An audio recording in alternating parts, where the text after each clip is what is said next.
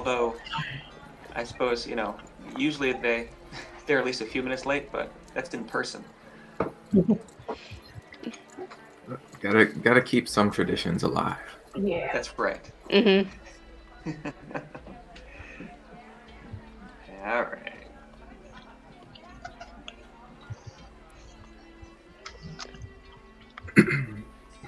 Oh, fun times. Okay.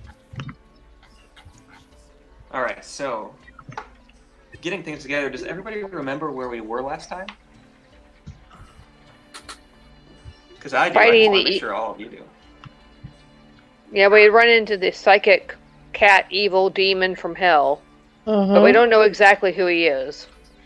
It's We just have our suspicions. Yes. We have suspicions of a Rakshasa, and I remember you sent us an email correcting it, but we had been talking about the Martinet, but it's actually something else. It's the Marquis. The Marquis? The Marquis. Yes. Yeah, it was an M word, and I had been watching Critical Role earlier in the week, and they kept using that word. Yep, fair. Yeah. In there. Yeah, but yeah, it's the Marquis. Yeah, and he's got a connection to everything involved. Yeah. And Rakshasa like to put themselves in places of power and control. So that would be really bad if he was the Rakshasa. Or it might be someone close to him. I don't know. Yes. We've heard not good things about the Marquis, if I'm remembering correctly. Something like that. Yeah, he's not well liked. Or actually, you don't know if it's a he. You just know that they are not well liked. Yeah.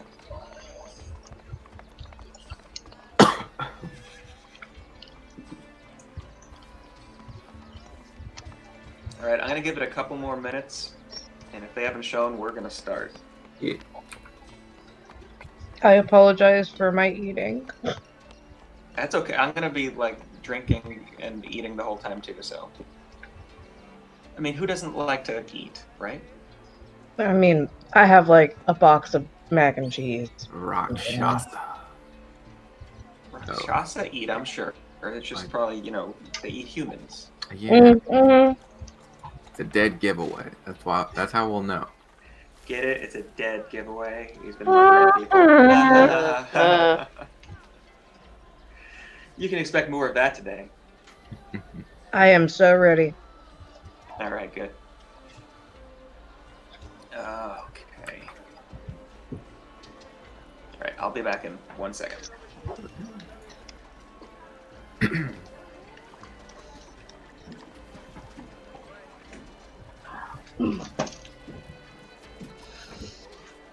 Oh God, that's good.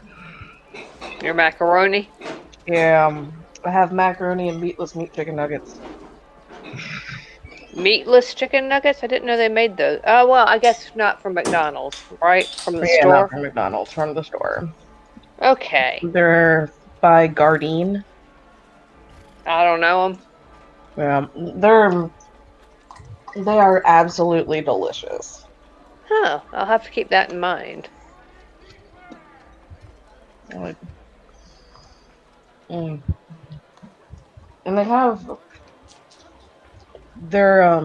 they actually taste like chicken.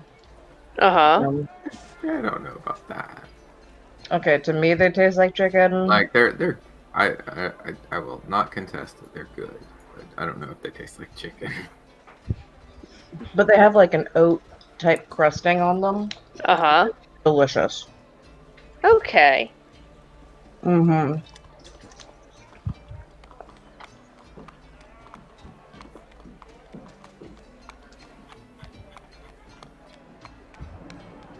Oh, hey guys. Hello. Hey, y'all. Hi.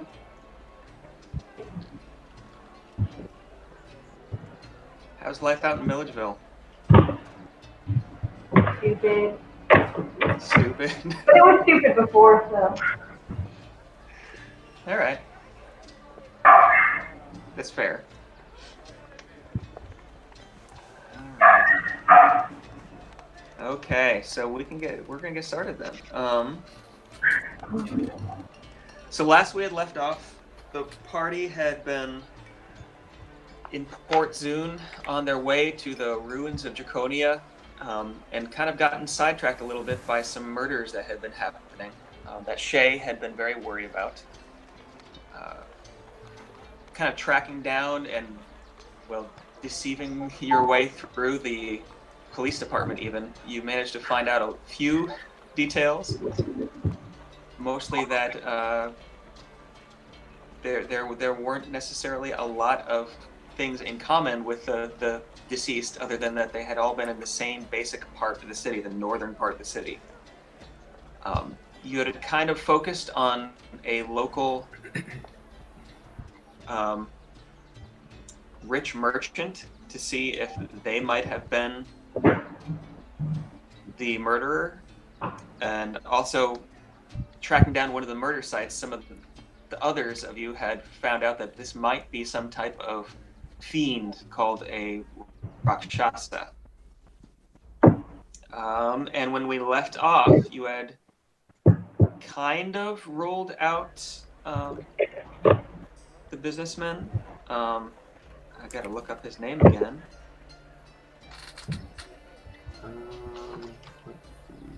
Azevedo. Yes. Now I gotta remember the first name. Valeria? Or Valer? Valeria was his wife that was murdered. Yeah. I don't Yes. think I got his first name. I just remember Azevedo. I have it in here. I just have too many notes. Too many names. Too many names in the notes. Juan is his name. Juan. All right, and that's where we left off. When we left off, I believe you were down somewhere around the. Actually, Were we about to do some grave robbing, sort of? I think you were thinking about doing some grave robbing. We Yes. were staying the night somewhere because I had to prep Speak with the Dead. Right? That's right. Yeah. That's right. And you were, I believe, staying at the Keening Harp Inn.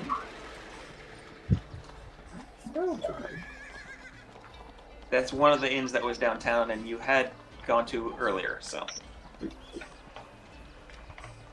all right. What would you like to do?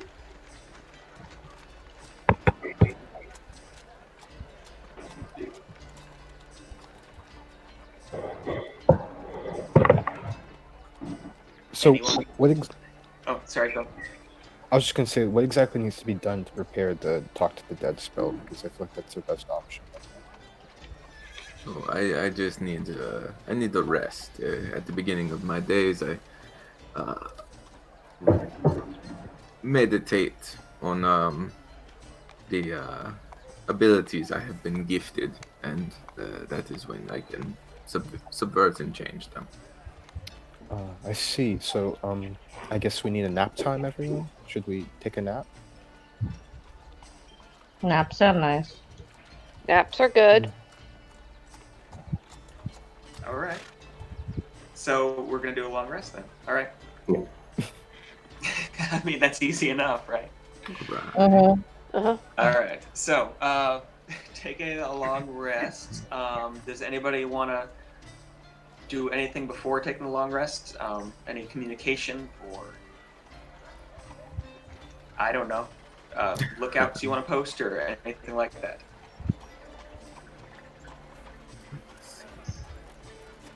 Well, we're in separate rooms, so I don't know if we need to post a watch. That's true. Okay. Unless, is it possible that the Rakshasa could be onto us or know that we are looking for him? I mean, to the group, we might be in danger of that. But... So just lock your doors. all right. Good night. Okay, bye. All right. Sleep tight. Don't let the Rakshasa bite. Because if he does, he won't have a throat. Yep. Yay! Yay for no throats. Okay. I mean, I would send. I have enough level 3 spell slots left that I could send a message just to the Claret Order that investigating Rakshasa in Port Zune. If you don't hear back from me, Send more help. yeah, you know what's up. All right. Okay. All right. Unless anybody else has anything else, I think we can fast forward a little bit Yeah. to the morning after. Waking in the morning, those of you who do really sleep found you were restful. You got your long rest, and you feel rested. It was a little bit fitful sleep, in that you're a little bit worried. This, from what was described to you from those of you who knew what a Rakshasa was, it makes it sound like it's fairly dangerous and very, very sneaky. And, there's a little bit of anxiety over that. But otherwise, doing okay. So waking in the morning in the Keening Harp Inn, you find already as the sun has come up that the city outside has started bustling already. People going about their business, setting up their shops, calling out their wares. Where would you like to go?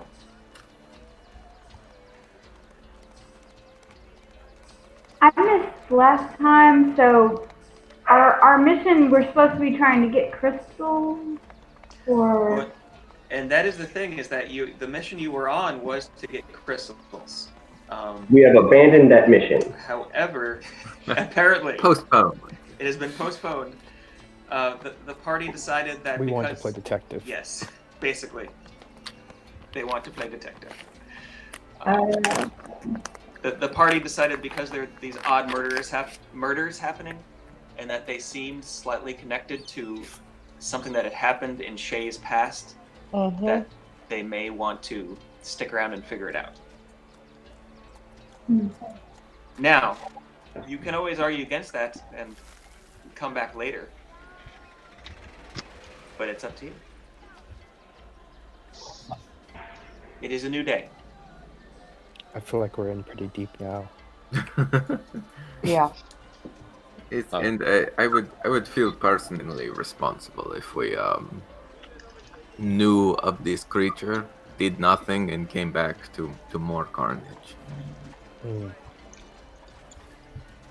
So shall we head to the graveyard or wherever the Mrs. body is? Yes, We should. I believe you were the one masquerading as a Lezo, or the guard. Yes. So lead the way, guardsman. Gosh.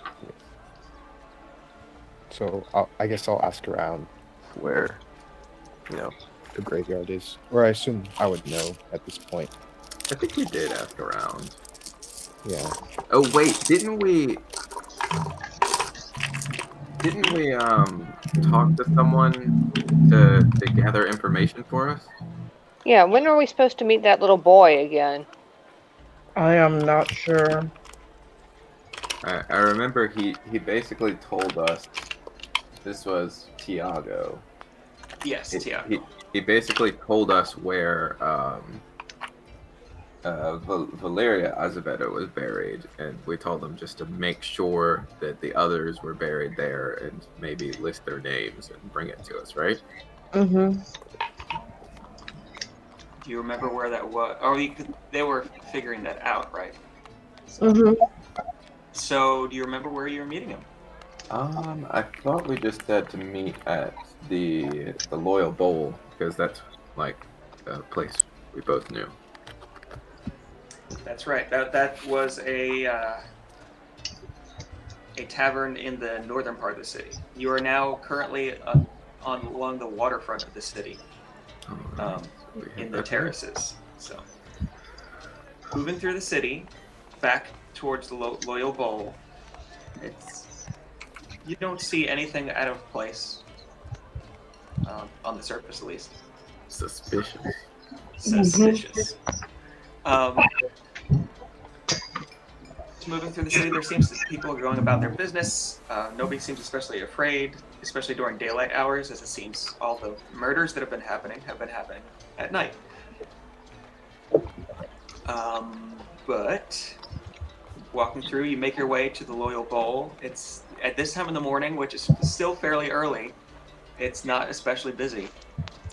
They're really just opening. You go in and you see the bartender is not even behind the bar. He's taking chairs down off tables and putting them underneath. And he sees you come in and says, "All right, Ed. You want something to drink?" Drinks all around then. Not for me. I'm meeting someone here. All right, have a seat.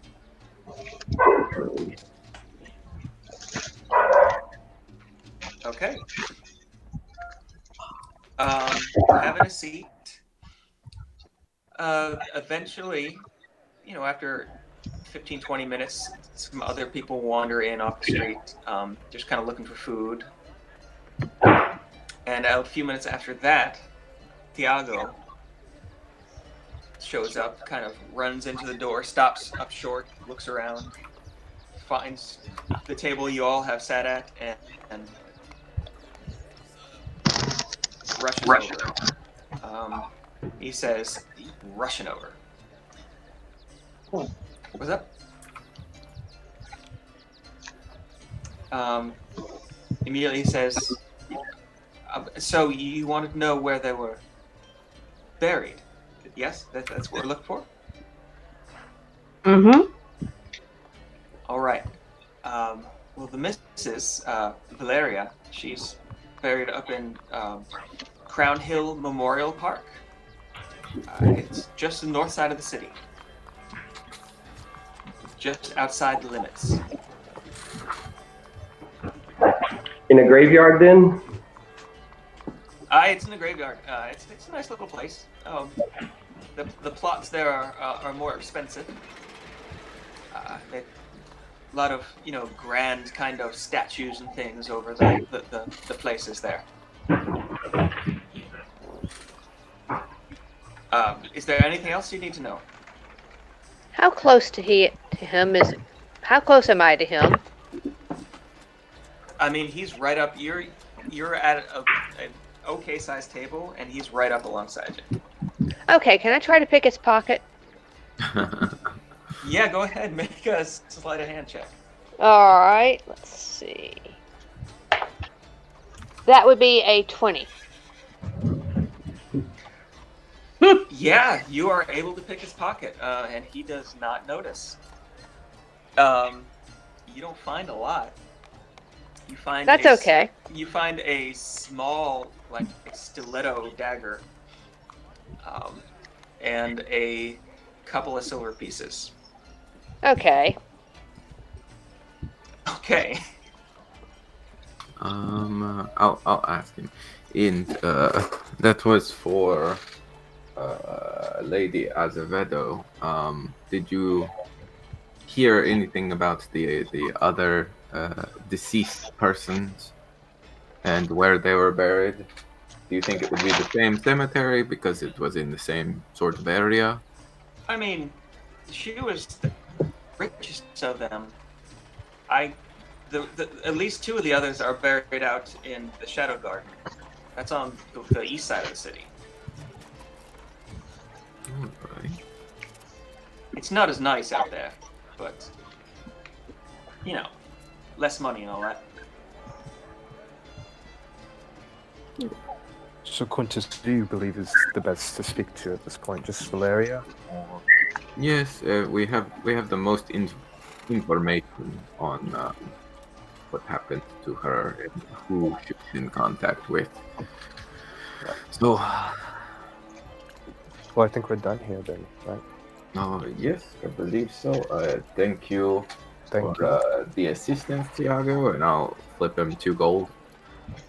Hey, Thank you. Diago. Yes? Diago, I have something for you. What's that? Your dagger and your silver pieces. Pickpocket laws. He pickpocket war.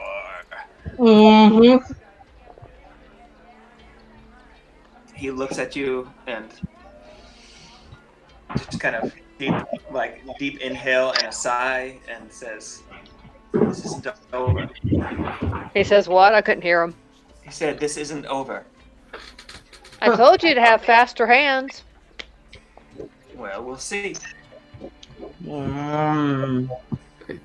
Roland, do not Took the easy steal way. from him the chat. He was helping us. Why did? Because they're still in the middle of their thief war. Because they got into it. Mm-hmm. Boy. Oh, boy. I was just trying to help the boy. And now I'm trying to teach him a lesson. See. You will certainly learn one. All right. So, are you going to make your way up to what was it? The Crown Hill Memorial Park. Yeah. Okay. Who wants to lead going to the cemetery? I guess I can, since I would know the area. Okay. So because you're not exactly sure where it is. Mm-hmm. I mean, you could always ask Tiago, I guess. He hasn't totally left yet. Oh yeah. I think we Um, get directions. you could probably get directions.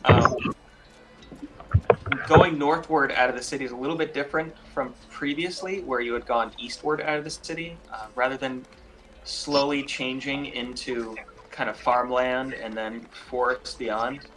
It seems that going northward out of the city, you see there's a river fairly distant and estates that are kind of set up, these large manor houses and things like that with huge grounds that aren't necessarily part of the city proper, but as you go further and further north, it seems like there's more and more of these moneyed kind of estates. But following the road and the directions that Tiago gave you, you eventually come to a large, beautiful, open park with many statues and plinths and and monuments where it seems that many people with a lot of cash have been buried. It's pretty good size. And he was not able to give you exact directions to the grave. So you may have to walk around looking for a fresh grave. And as you come up to the entrance, there's a fairly nicely dressed, not like fancy clothes, but well-dressed halfling who comes up to you. He says, "Yes, my name is Carmelo. I am the keeper of this place. What can I do for you?"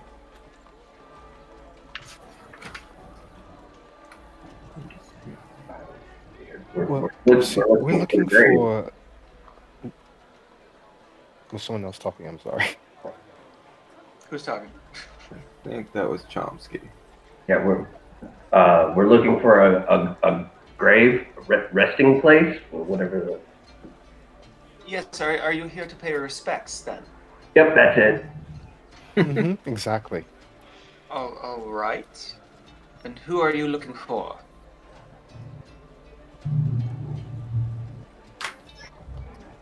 Somebody, I don't know. I got it. We are. A name? Yes, we are looking for Valeria Azevedo.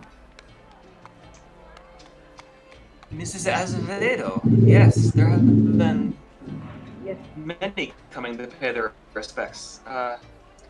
Follow the right side path. Take your fifth, that's 5 lefts. The 5th left. She will be down there. It is hard to miss. Thank you. All right.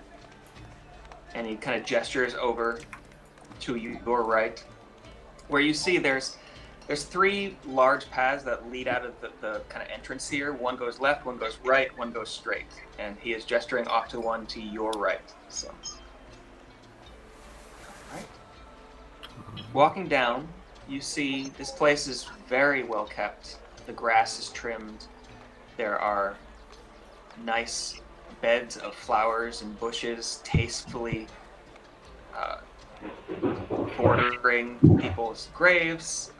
Even the graves and statues and headstones themselves are well cleaned. This is a nice little graveyard. But going down to the 5th left, you find a smaller path that leads off. And not too far along it, you do find... Oh, What was that? Nothing. Not bones. It's Bones. The Rakshasa. It's Yeah, he was just there either the waiting. dog or the Rakshasa. I'm not sure. You find the Rakshasa and he eats you all. Nom, nom, nom. Well, we tried. Yeah, we did. So what you find is a good-sized, fairly fresh-looking, as in there's no vines or moss or anything growing up the sides of this gray marble mausoleum. It's probably about 10 feet wide, about 20 feet deep, about, another 12 feet tall, with on one side a carved relief of a fairly beautiful woman. On the other side, a carved relief of what you can see looks very much like Mr. Azevedo. Oh. It looks like this was, within the last few years at least, built for the two of them. And there is a barred gate on the front of the mausoleum. While we were walking this way, I would like to just make like a perception check to look around for security measures in this place, like just in general. Okay. Roll a perception check. Sure. Hold on, let me bring up my skills. Roll the dice. That is an 8 plus 5, so only 13. 13. Okay. You have noticed a couple other groundskeepers that look like they're more the gardener types that have been wandering around as you walk through. But near here, you haven't seen any. Okay. Like this is fairly early on a work day. It's not a festival day or anything like that, so there's not a lot of people in the cemetery. Well, I can get my thieves' tools out. Try to unlock the door. Yes, see if it is locked, and if it is, then if you would not mind. I don't mind. Thank you. So walking up to it, you find it is locked. It doesn't look like a really complicated lock. So go ahead and roll for your thieves' tools there. We're doing Alright. this all during a day. Yeah, this is the middle of the morning. Like, it might be 9:30, 10 o'clock at this point. Not a lot of people around. Not a lot of people around, but Okay, I still got broad daylight. Okay, I'm gonna Yeah, go for distance myself from the group Alright, and I got a observe from a 15. distance. Yeah. Fair. I got a You got what? 15. A 15? A 15. A 15? Well, I mean, it's... Looking at it, like, the keyhole on this thing is pretty big, and you could almost put just regular, like, a dagger into it, you find, and you're able to pop it open pretty quickly. Like, it wasn't made for actual security, more just to keep people out. Hmm. I do not think we need to go in immediately. It could, and especially not all of us. I will need to go in to cast a spell, and then we will have a certain amount of questions we can ask Miss Azevedo. Okay. Specifically, Okay. hold on a second. So who's going in? Is this a single tomb or like a mausoleum? Mausoleum. So it's a pretty good size mausoleum, but like I said, it's fairly new looking and only has relief carvings of what you assume is Mrs. Azevedo and her still living husband on it. Like a family tomb. Yeah, but just it's not an old family tomb; it's a fairly new family tomb.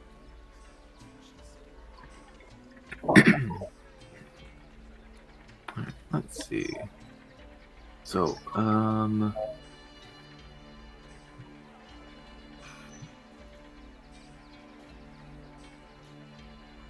making sure I know the spell well enough, so.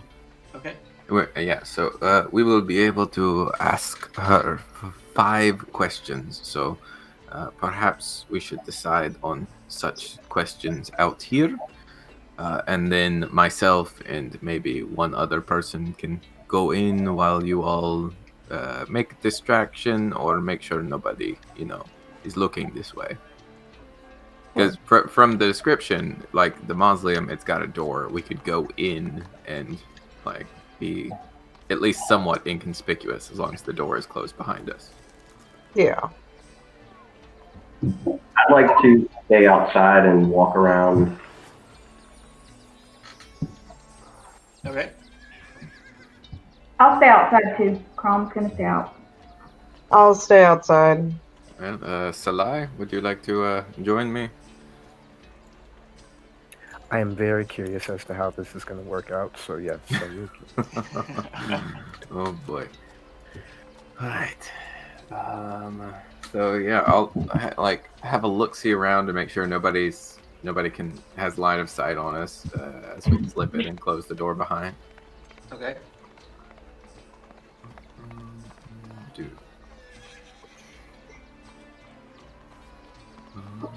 Right. And as for what we should ask, I mean, who killed you? Obvious one, right? Right. Oh, yeah. Unlikely that they will fully comprehend what it is.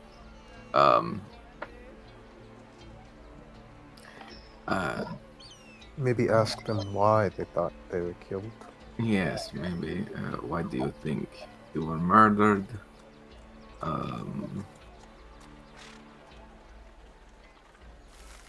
Is there any business you left behind, like unfulfilled? Maybe something like that? Right. No, that's a good one. How were they killed again? Viciously.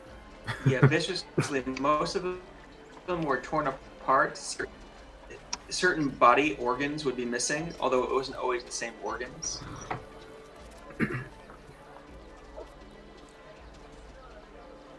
But yes, if they don't know precisely who killed them, we can ask them who would have reason to.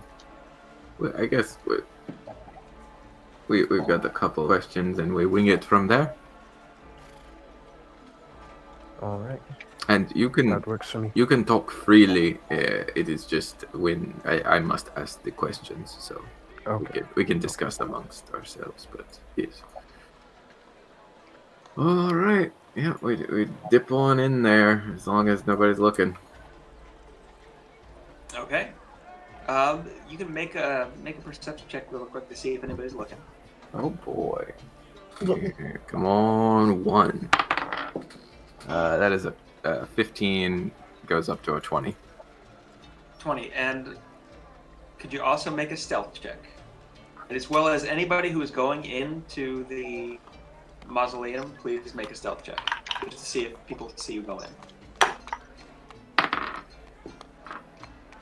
I got 18. 18. 14, which is pretty good for me. 14. All right. Okay, good to know. So, walking into the mausoleum, you come into a space that's not especially well lit, although there are small kind of slit windows that are high up along the sides. So there's kind of these shafts of light that are coming down, especially from your right side, which is the east side of this mausoleum. And you see 2 stone boxes, one of which is covered with that same relief of a woman on it. The other stone box is empty and not covered.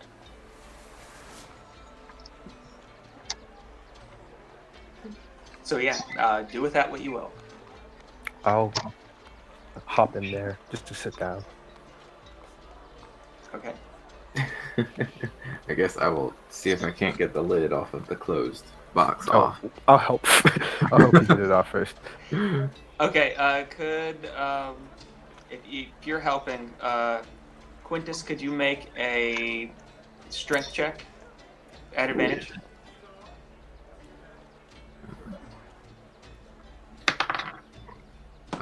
First one's a 19, second one's a 19. Wow. Okay, Okay. so 19. Yeah, you're able. Like, it takes a minute with the 2 of you kind of just straining. It suddenly starts to slide as it hasn't been on there very long, and kind of goes most of the way off and then tips off and lands with a thud, and which you feel through your feet. You see in there what once was probably a very attractive living woman. Now you assume they might have had a closed casket memorial or something like that. The left side of her face looks like it was raked across with something, and Oh. and a lot of her torso has been kind of covered up with cloth, as it looks like it's kind of almost shapeless at this point. Yes, quite unpleasant, but here we go. Oh. Alright, Quintus will remove from his bag a little holder and some incense, of which he'll kind of light.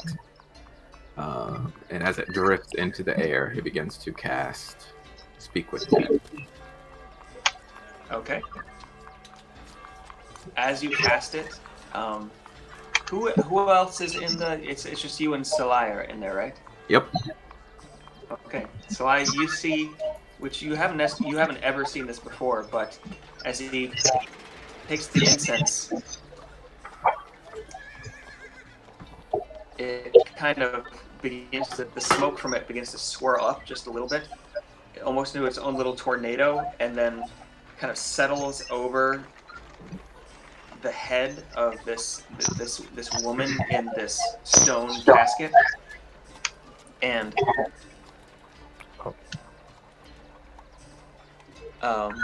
sorry, I got distracted for a second. And as it does, you hear this kind of rasping cough as the mouth of this dead woman opens slightly. Her eyes pop open with milky white kind of film over it, as she's been in here a few days. And you hear this just kind of rasp come out of the throat. Not actually breathing, but just like air releasing. As just the head and neck kind of stir a little bit and move a little bit from side to side. Quintus immediately says, I am so sorry to disturb you, my lady.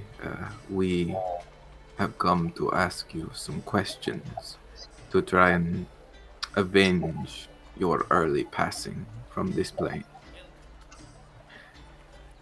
Who was it that killed you? Or if you don't, anything you could tell us would be helpful.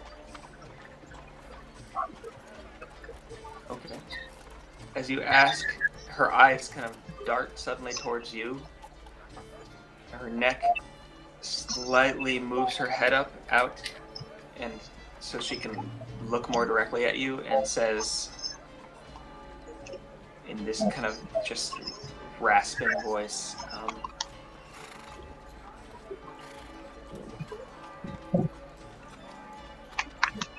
"'Twas them with blue eyes, the glow. I do not know. Mm. Well, we know about the blue eyes glow. Why do you think this thing went after you? And I'll repeat that. Yes. As you say that, she does not pay any attention to you, but as Quintus does, she says, I don't know, and kind of looks off to the other side a little bit, perplexed. We have become convinced that it was someone close to yours and your family's business interest who did this. Who, what reason could somebody have to attack you or your family?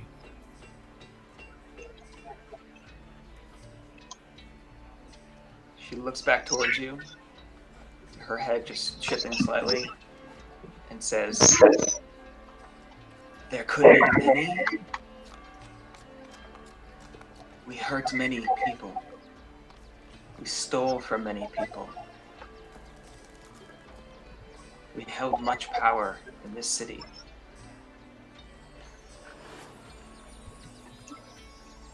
And that's all. I'll kind of whisper over to Salai. Should I ask about the Marquis? What relation did she have with the Marquis, perhaps? I think that would be optimal right now, yes. What relationship did you have with the Marquis?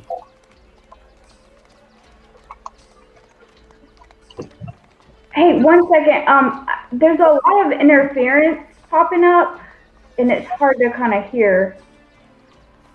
I don't know if it's like a Yeah, I'm feedback. not sure where it's coming from.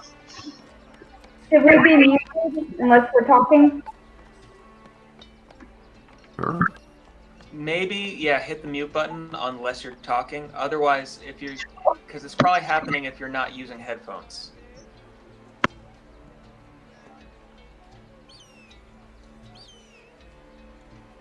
Yeah, because I heard it too, and that seems to have gotten rid of it. All right. Just remember to unmute yourself if you are going to talk.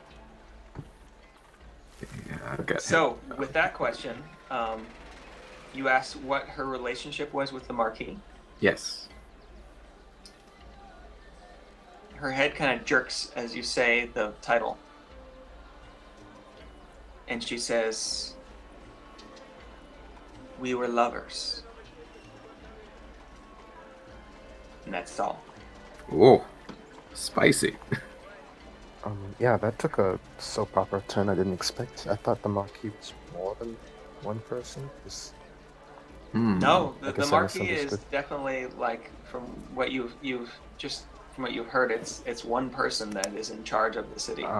Okay, so it's easy is very possible, perhaps.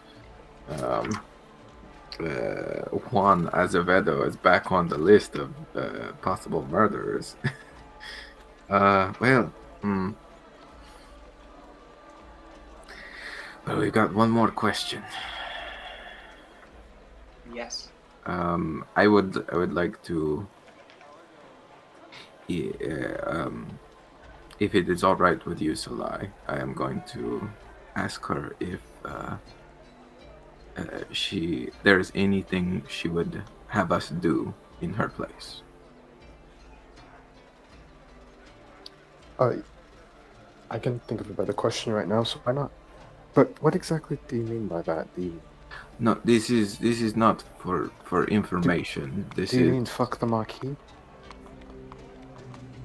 I do not think so. I you know, if you want to do what you want to do, that is fine. But but okay, let's just see what she says. Yes, I'm just trying. She has assisted us, and we have, in many ways, desecrated her rest. So we could do her a Yeah, I guess favor. that would be polite. Yeah. Mm-hmm. My lady, this is the last question. Is there anything, any business you would have us attend to in your place, as you may no longer walk this plane?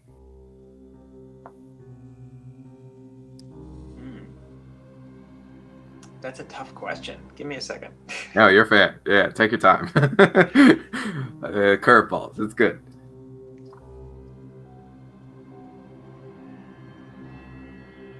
All right.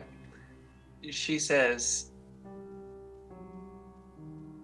take care of one. And that's it. All right. Do with that what you will. I guess. Gotcha. Take care of him. Gotcha. Yeah. Wink, wink, nudge, nudge. That might have been too vague. Okay. Sounds like fucking to me, but you know. I mean, what doesn't at this point? You know what? I'm going to amend that, actually. She says, take care of Juan and Rojna. Rojna. Does that sound familiar to you? Or I don't suppose that was the female servant that entered the door. It was not her name. You can make a, make a history check. Sweet. Can both of us make history checks? Yeah. Cool. all 'Cause, right. I'm not that good at this, and he's a bard. They're good at everything. Bards. Yeah, that's a 7.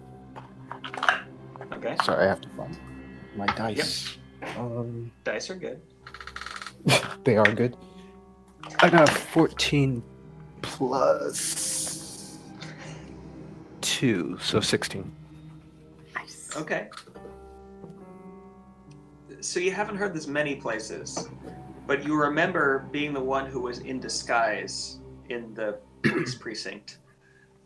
That Rajna is the first name of the Marquis. His full name is Rajna Devi.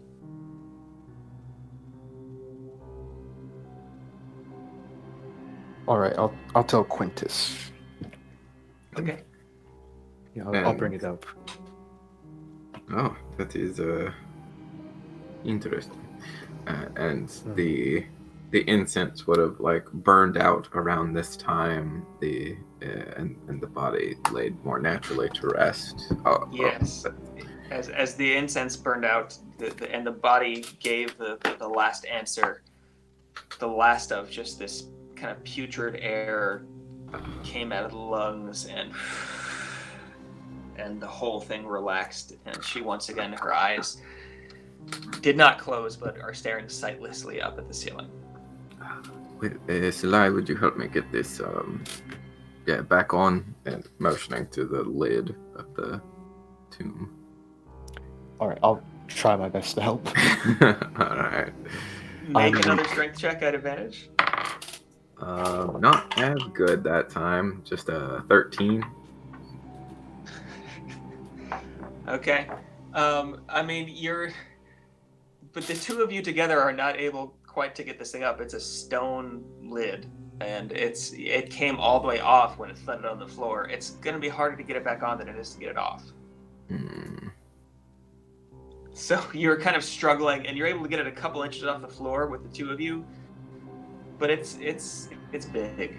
This thing is annoyingly heavy. Why? It's like they're afraid the dead will come back, so they put them in these heavy boxes. I do not understand. How ridiculous. I mean, who could bring the dead Should back? we That would use be a crazy. spell, perhaps, or? Well. Oh, insane. Yes, that would go against the natural order. I can't imagine who would do such a thing. Terrible people, that's it. Does Chomp all of a sudden feel like someone's calling him out for no reason? Chomp, you feel this tingle of like fingers running up your spine as like somebody's talking about me. All right. Well, I'm gonna do a critical roll move here and cast spiritual weapon in the shape of a crowbar to get good traction to try and pull it up. Because you can do that. Okay. I'm gonna allow you to roll again, I guess. Thanks. We're gonna call it. Yeah, we can do that. All right. Just a little better. 15. 15 allows you, like, with the spiritual crowbar and the two of you helping together, like, it comes back on and kind of the lip comes back over the lip of the actual coffin, and you're able to just push it at the right moment, and it comes back on, and you can get it back into place. All right. I'll let the spiritual weapon drift away. I say, oh, goodness. I usually let Shay do any of the heavy lifting. I'm a bit old for this. Oh. Oh, I understand. I'm weak, so yeah. We weren't the best for doing something like this. That's it. I will creep up to close to the gate and kind of whisper out, "Hey, is the coast clear?" Who is out there still?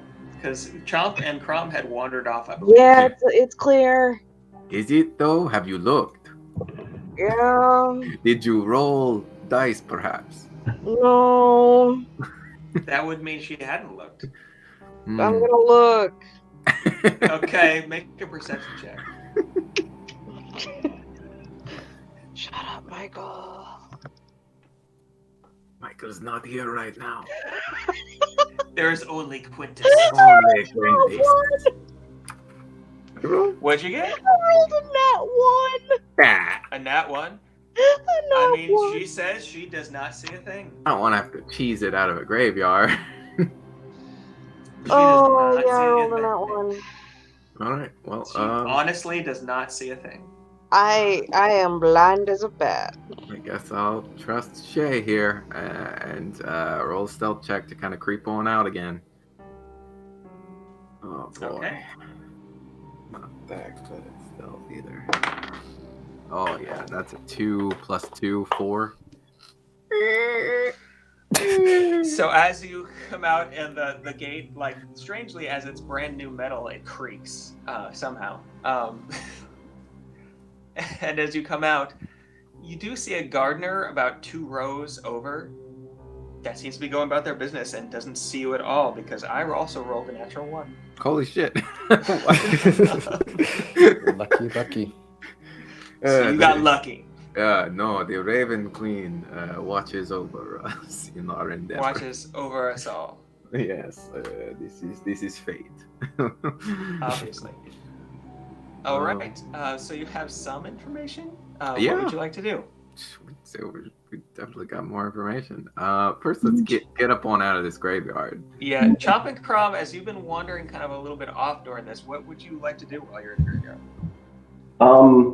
I would be looking out for like a larger, older mausoleum, or some place that might contain numerous graves or numerous remains for no particular reason, bones or bodies. Okay. And I have a stick and I'm poking things. Okay. So are you trying to find things by poking things? Yep. Could both of you roll investigation checks? You know how I wanted this to go down is I thought we were gonna dig up a grave, and I wanted Chomsky to animate dead and then hand it a shovel and have it dig it for us. I mean, that's optimal.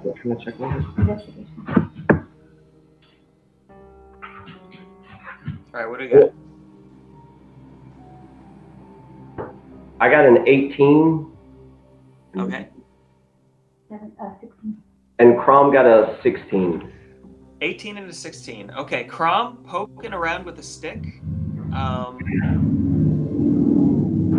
You're able to find a few things. You find that in a small kind of stand of bushes around one tree, there seems to be an overgrown little kind of headstone inset that was hidden from everything else. With an 18, Chump, you find a pretty good-sized, old, huge looking mausoleum that's been set up with the name Palacio on the outside. All right, I'm going to walk over to that mausoleum and check out the presumably old and rickety door.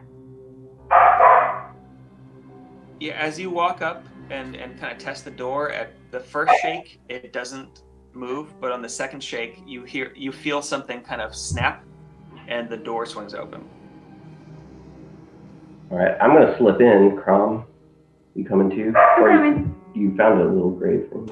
Yeah, I'm just gonna mark it with a stick. Stab the And stick. stab the stick next to it so I can find it later. Okay. Walking into this big mausoleum, you see some of the ones near the front seem to be these same kind of things that I described before, these large kind of carved stone coffins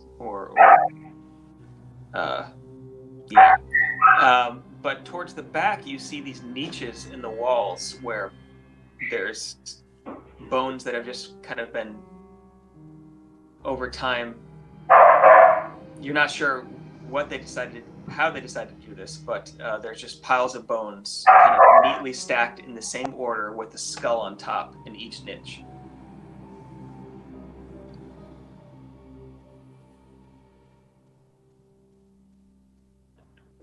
How many niches? How many bone piles? You see at least a dozen. Okay. So I'm going to go over to them and start to cast Animate Dead at 4th level.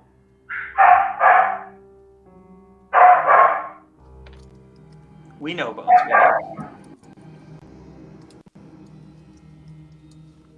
Okay. So walking back there, finding what you think might be a likely, I guess, pile. You cast it, and the bones start to kind of, one by one, kind of fall out of the niche, land on the ground, and slowly kind of build up into most of what is an entire skeleton. It looks like there's a couple of the toes and fingers missing, but all the larger bones are there. Cool. Yeah, I'm gonna cast it at 4th level, so I'm gonna try to animate 3 of them. 3 of them. Okay. So, as you watch as this first one animates, over to your right and left, another 2 niches kind of start to empty as well, and once again, they're able to kind of construct these constructs. The first one you had was fairly old looking. The next 2 are a little bit fresherish and seem to be more complete. But yeah, they're just kind of standing there swaying a little bit, just these skeletons. No flesh left on them, a little bit of skin in places left on some of the skulls, just in patches. But they're just kind of all turned towards you, swaying, watching you. All right, I'm going to mentally command them to wait until nightfall, and then to come out of their mausoleum and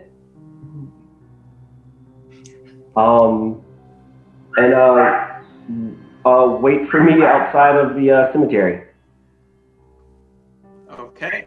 As you say this, all 3 of them sit down cross-legged and fold their hands in their laps and just kind of are sitting there. Okay. All right. So yeah, I guess I slip back out. Bones is having a good old time, it sounds like. Yeah, she does not like being ignored. No, that's okay. She's a good puppy. Sadie is fast asleep down here. But then she's 11 years old, so she's earned it. I've got 2 cats just sleeping on the bed with me. Well, that's just restful. It's awesome. Except one of them looks like he's dead. Legit. Mouth open. Everything. People have told me that's how I sleep. They think I'm dead when I'm asleep. Like, they have to, like, look and see if I'm actually breathing. All right. Where are we? Okay. So I'm assuming you all leave the crypt after that. Move back with the rest of the group. Yeah. We walk casually walk back over there. Okay. Casually, just like la da da da. No undead the broken here. gate. Yeah, No undead waiting in that crypt. that would be weird. That would just be silly. All right. So, and Quintus tells you all what he learned. What would you all like to do?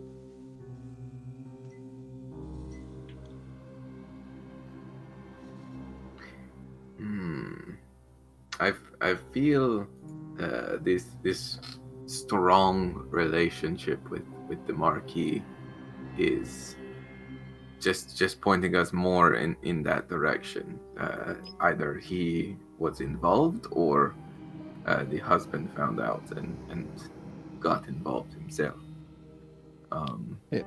I was thinking we should investigate the Marquis also. Yeah, we should definitely go visit the Marquis and maybe talk to the husband some more. Yes, I probably let it sit on the husband. After all, we did under the auspices of investigators talk with him yesterday, so let it sit. But I think if we can speak with the Marquis, we should. Though everyone should remember, one of the people we end up talking to may not actually be a person.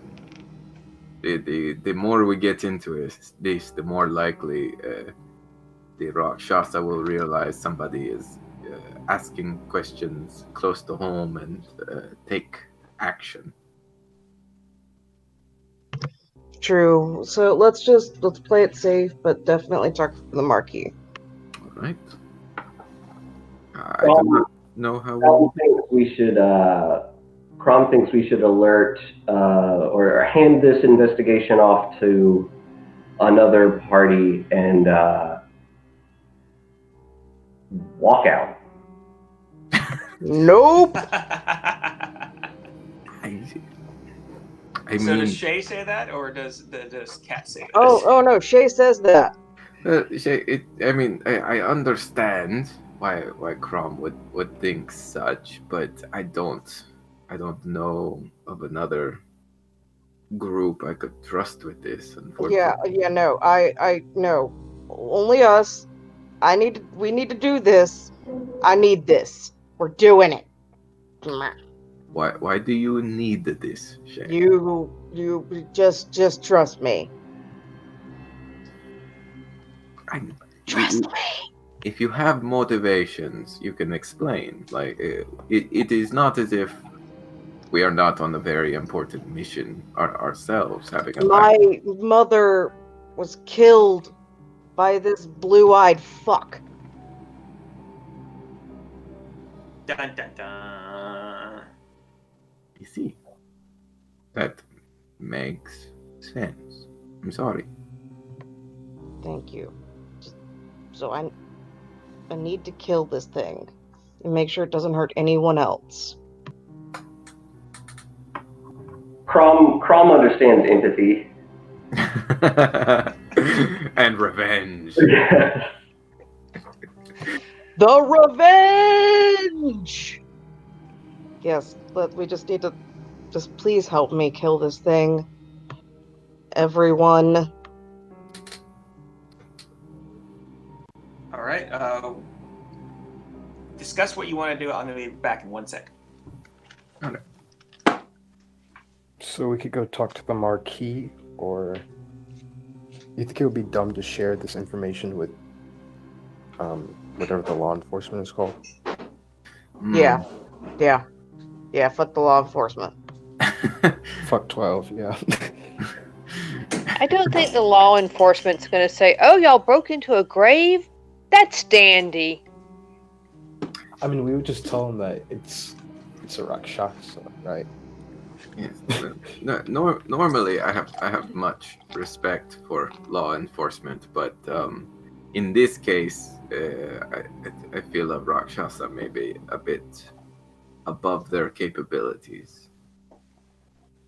And if, worst case scenario, the Marquis is the Rakshasa, then the Marquis controls the guard. Bad. He just gets like a far off look on his face and then just says bad. Eloquent, as usual. Very eloquent. So yes, we should attempt to meet with the Marquis. I don't know how easy that will be. I am not very used to making appointments with higher society or anything of the like. We could see if he needs a commission. You seem well versed in these sorts of individuals, so I would defer to your judgment.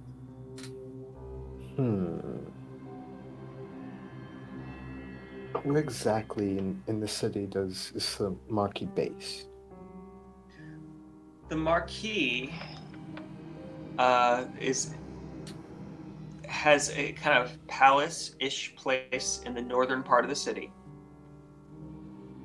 Let me find the name. It is called Tharfield Keep.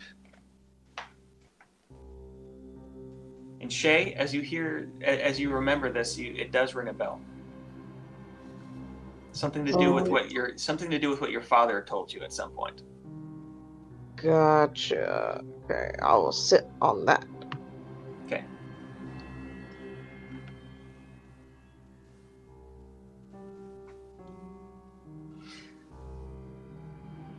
But yeah, what would you, I mean, you want to try to meet with the Marquis? Let's do it. So we've met with the Marquis before, right? Excuse me. You have not met with the Marquis. Okay. You briefly met with Juan Azevedo, who was the husband. Yeah, the husband, high society kind of merchant that was involved in this.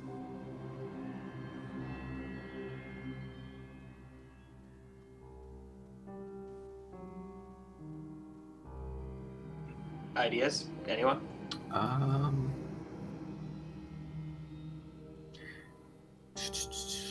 Let me see. I mean,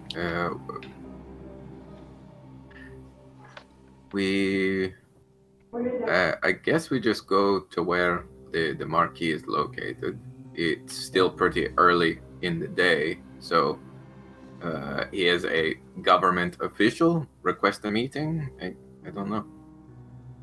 We could say we have a message from Valeria that we told to deliver, or we can spin some bullshit. That would certainly get his attention.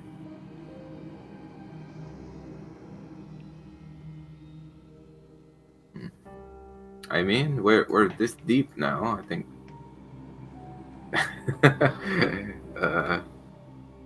Go for it. Yeah, let's go in that direction. All right, so yeah, I guess we had. Anybody else?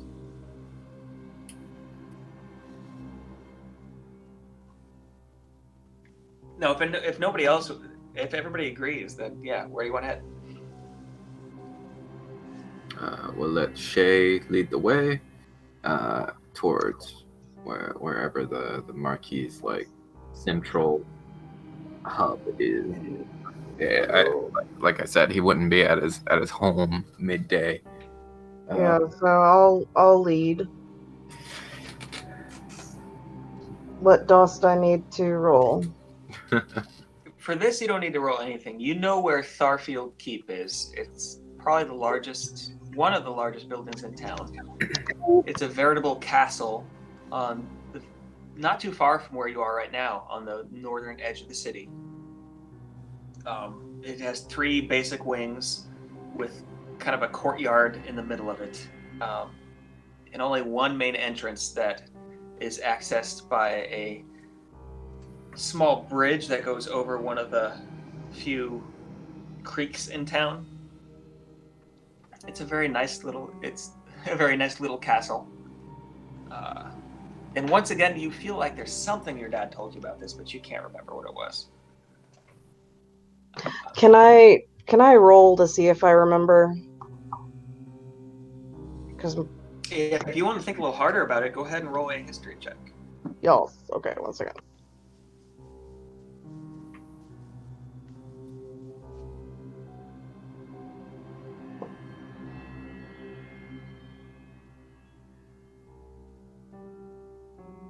Well, that was a good old-fashioned 8. So I definitely don't remember. Like, you're sure that he told you something at some point that was important about this, but it's been a long time. Yeah. I'll keep ruminating on it. Okay. Eventually, coming up to the keep, you see a multi-storied, probably 7-8 stories tall, almost a cross between a manor house and a castle. It's fairly well built with stone, this dark gray stone exterior. There's no windows on the first level of it. Only starting on the second level are there windows, and it is accessed through this, nice, maybe 100-foot long walkway that starts right at the main thoroughfare outside, with a small bridge that goes over a creek, and then along a kind of small boulevard with trees lining it up to what looks like it's an inset courtyard in the first part of this keep.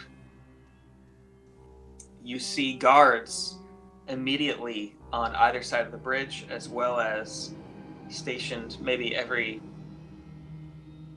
30 feet going up until the building.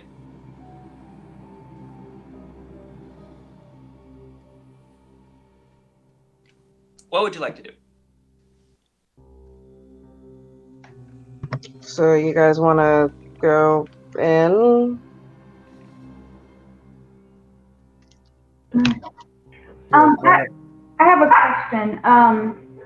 So what do we know about the victims? Do they have any commonalities, like age or gender? So Quintus, go ahead. I think the only commonality was location, which is the northern section of the city, which is kind of the richer part. So, like the from what we've seen, the most recent one, Miss Azevedo, was like the richest person. I don't think anyone. We couldn't find anything else. It was just they all died in the same quarter of the city. And in the same way. Yeah, viciously. They got like an organ taken out, but it's not the same organ each time. It's just vicious. But nothing else is missing? Not that we know of. Yeah, not that you had observed before. Okay.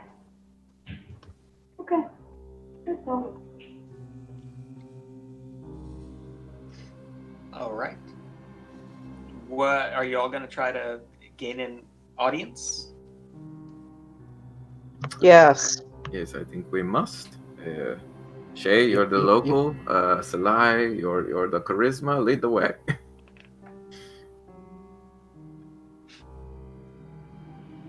All right, so I guess we approach the entrance. Okay. Approaching the entrance, the two guards immediately kind of their heads swivel over to you and they tense up a little bit and say, the one on your right side says, "Yes, what can I do for you?" Oh, yes, we have a message to deliver to the Marquis. It's of utmost importance. You must understand we've been fairly heightened alert here. So what is this message? Have you ever been in love, my friend? He suddenly gets this wistful look in his eyes. And he looks off and then kind of shakes his head and says, "Well, yes, but what does that have to do with it?" I can see the look in your eyes. You've lost something. Your very Marquis, the person you're working for, has done the same. And I'm here to correct. Fix his broken heart, mend his broken heart. You must let us through. Well, I know the Marquis. He's in love with his partner. Oh. But he's with this partner, but do you know true love? I mean, I suppose I have. Well, this is about true love. Make a persuasion check. All right. It's close enough to the truth. I'll call it a persuasion check. 15.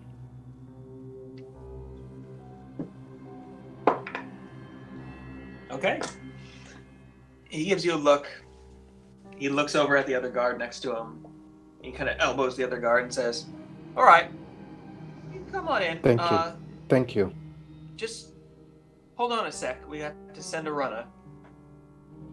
And he kind of ducks over the bridge a little bit, and you see that there's a few other people kind of waiting on benches.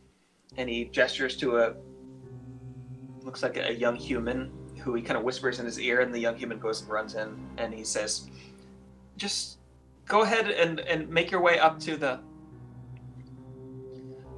Just go ahead and make your way up to the courtyard, and they may meet you there."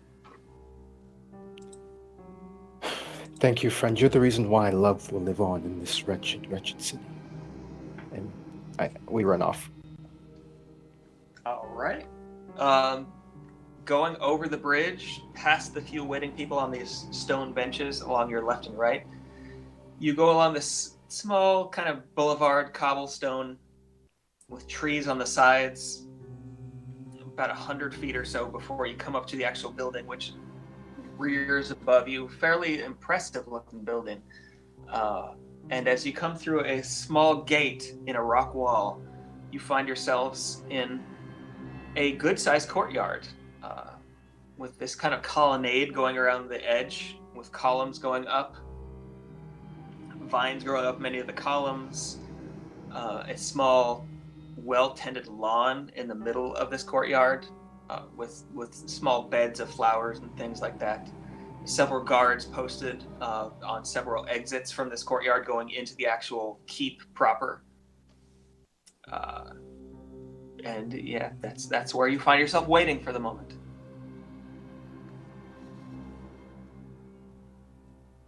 Does anything look interesting, like in terms of, or why does it seem like they're keeping us waiting? Can we just walk in, or? Make a perception check. All right. Or actually, no, make an insight check. Let's do that. Ooh, not good. 13. with a 13, I mean, you can see that these are just the guards that are here are there to keep the general riffraff of the city out of the leader's abode. There's not necessarily anything special about the guards that are here. It's just that you have been, after passing those first few stone benches with people waiting on them, you've basically been skipped in line.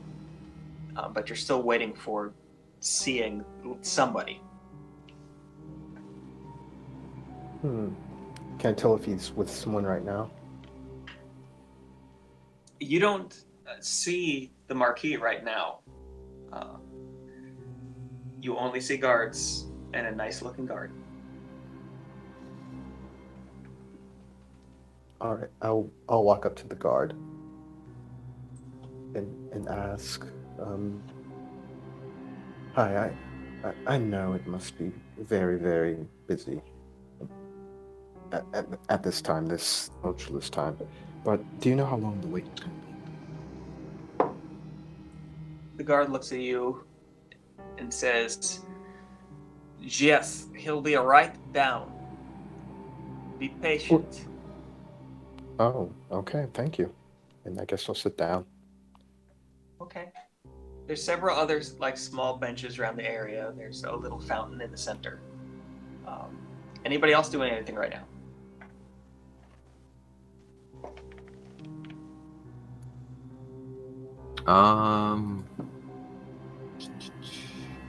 I think like if we've been waiting for a second, I will go ahead and ritual cast detect magic. That's 10 minutes or 11 minutes? Yeah, it takes 10 minutes to ritual cast it. Okay. Or, yeah. You're there for at least that long. So detecting magic, after sitting there for a few minutes, making the hand gestures and kind of muttering under your breath, you see a slight glow come up from each of the 3 barred doors that go out of this courtyard. One to the left, one to the right, one straight ahead from where you came in. Okay. Other than that, you see the regular glows from the many magical items that the party is dealing with. If you'll excuse me for one moment. Think about what you're going to do, but I need to use the restroom. So I'll be back. Well, I'll whisper to the group. It looks like there is some magical security on the doors. So, in case things go pear-shaped, just know they've got some sort of defenses or alerts. All right. It's nice, but we don't really have a plan. I said the shit about love, but love is fake. So what are we gonna do? I never pegged you for the cynic. Just with romance. Okay. Oh, that is unfortunate, but I do not think it was a bad idea. We know something about the Marquis that presumably no one else knows, and that is his relationship with Valeria. So why else are we talking to the Marquis? Is that the only reason? Well, he is in a unique position that embroiled with this murder. He has potential motive, or his relationship could have been used as a motive. I feel we are probing for possible information. And then, of course, there is also the possibility that he could be a demon in disguise. And who? Shay's mother. So he has a. Did he say he has a partner also? He is in a relationship? Yep. Seems like According to the guard, yeah. And Shay's mom, what is her profession? Was her profession? My mom died when I was very young. But it's the same situation. Yeah, same situation. She was killed by a blue-eyed demon that I happened to witness. So kind of like supernatural. Kind of like it. It's definitely seeming to be a lot like the Rakshasa. So, Okay. yeah. However, my father is a leather worker.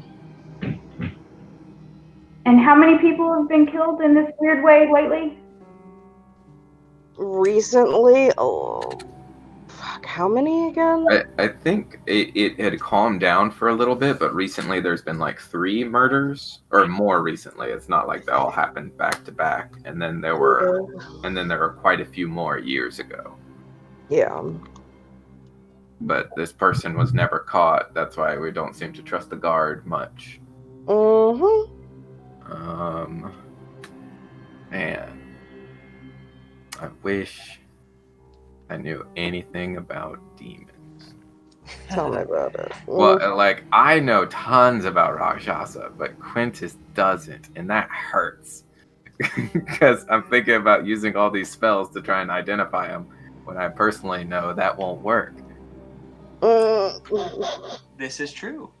So, like, of course, sometime during this, I am going to use detect, good and evil, or to see if I can sense a fiend nearby. I mean, that makes sense. Yeah, but so whenever we get called in, I'll activate that, and not, it's not ritual cast. It's just click it on. Or maybe I should just keep detect magic on. That might be more telling, and then I can detect good and evil when I'm leaving. Yeah, I'll do that. Shay, did your mother know the Marquis? Potentially. So maybe we can possibly, because as Crumb was pointing out, there's only so much connected between all of this. But what if all of them knew the Marquis? Maybe that is something we could look into after we get out of here. Definitely.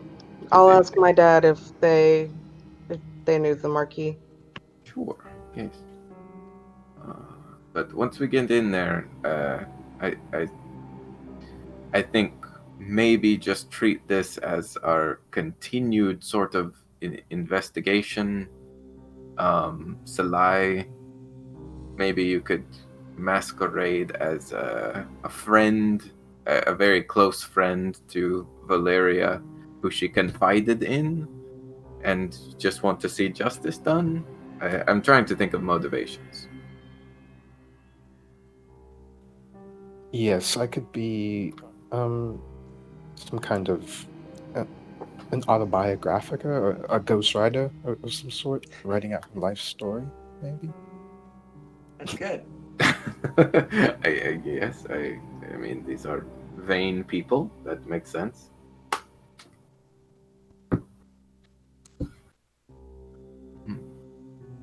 But I will be focusing on my magics, so I'm afraid I will not be much use in the conversation. I'll just keep an eye out on things. Well, I'll be able to figure it out.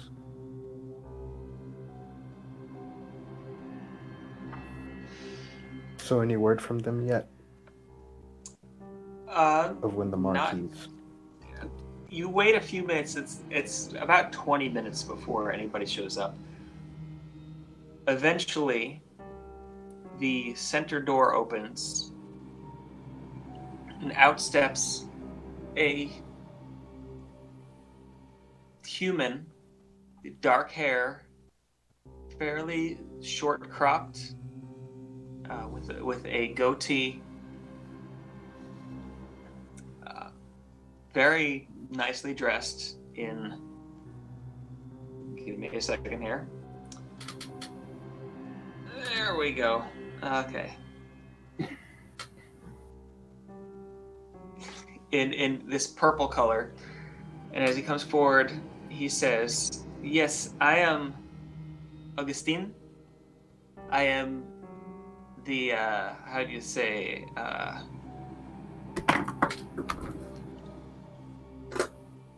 am the keeper of this house. How may I serve you?" Hi, Augustine. My name is Nicholas Sparks, and this is my entourage. We've come here to deliver a very important message to the Marquis. Something he would definitely want to hear. All right. And what is it regarding? Love, my friend. Love. It's regarding love. You're going to have to be more specific than that.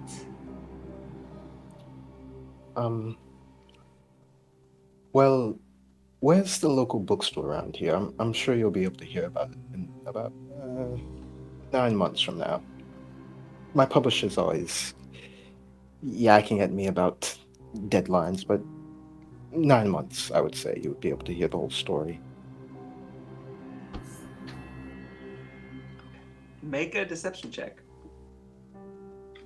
All right. Ooh, 19 plus 6, so 25. Okay. With the 25, this human immediately kind of hand up on the chest, like inhales and says, "Yes. Let me see what I can do," and it rushes back through the center door. Oh, you're that Nicholas Sparks. Yes. Oh, that's Nicholas Sparks. You've got like a million books. You need to take out a notebook and start writing things down. In any case, no more than a minute later, the door opens again, and walking through, you see. This is something you've seen a few people like this in your life, all of you. Not many though. They're not especially common, but you see a humanoid cat walk through. Black fur, purple robes and vestments You've got to be shitting me. with gold trim. And as he walks up, you recognize this as a tabaxi. As he walks up, he says, "Yes, my name is Rajna Devi. What can I do for you?" Rajna, it's you. Is there someone somewhere private we could talk, perhaps? This will do here, I think. Anything magical about this person? You do catch a little bit of a glimpse of magic from what looks like might be a short sword at his side, but looks mostly decorative. Okay, I'm gonna start getting into a coughing fit, and I'll try to slip the Yo Mama joke in Infernal under the coughing fit. Oh no.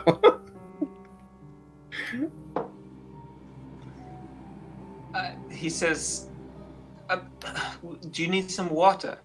Yes. Can I get some water, please? I don't know. This has been happening lately. I guess, like, since he's fucking doing this again, I'll do an insight check. Yeah, make an insight check. What the heck, you guys? I don't know. Oh god, that's a 19. 19? Yeah. He seems like he didn't understand it. Okay.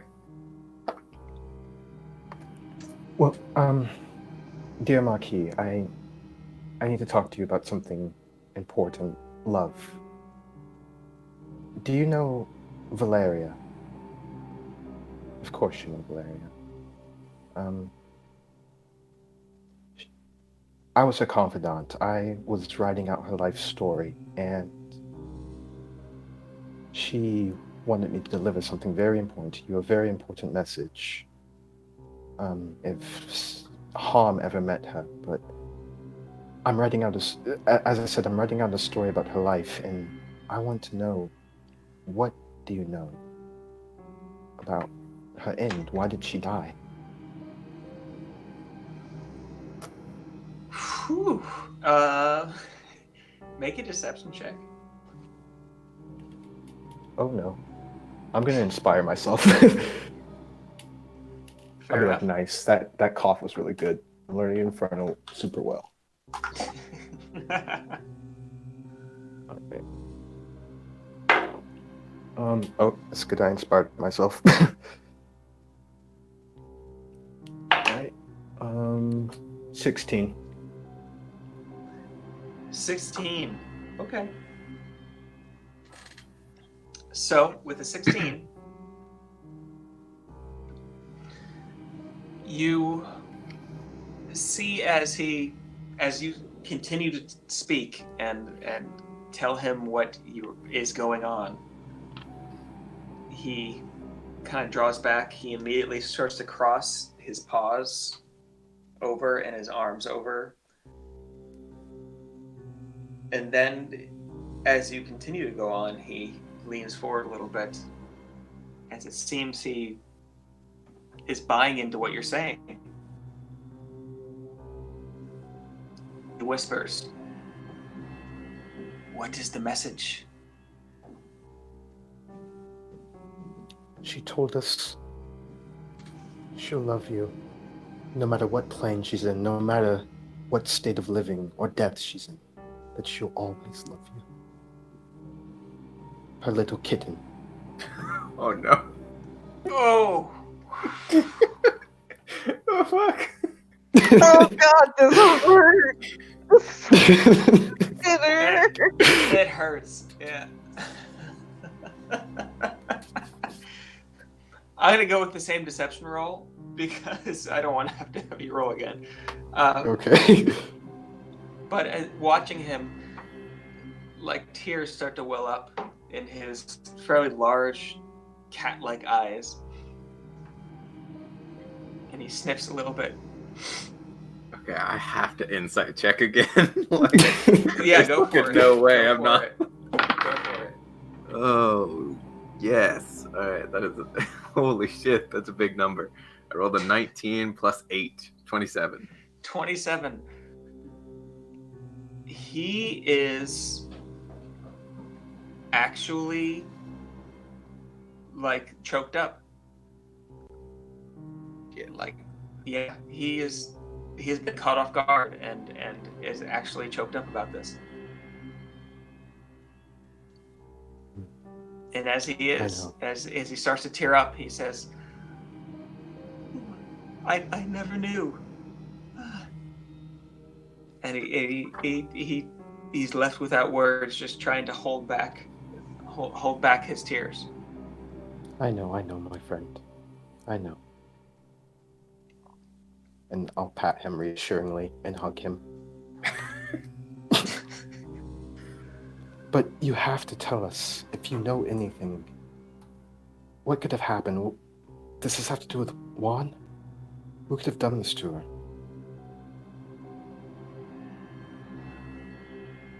Oh, and he looks at you as you say Juan and says,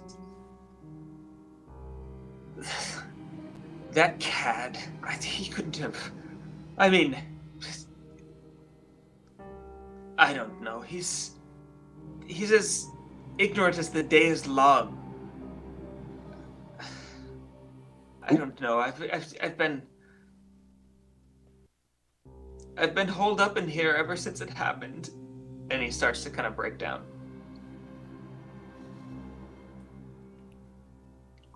Can anyone corroborate that? Are you asking that? Yeah, does anyone want to insight that? Yeah, sure, why not? Chelsea says, Oh no. so you've been here since it happened. Yeah. Can anyone vouch for that story?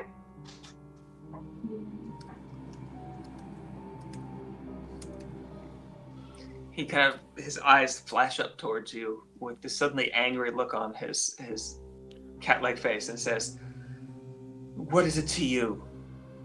My major domo, Augustin, he could tell you. I have not been able to leave the keep." Oh, I'm sorry. That's my friend. That's my friend Agatha Christie.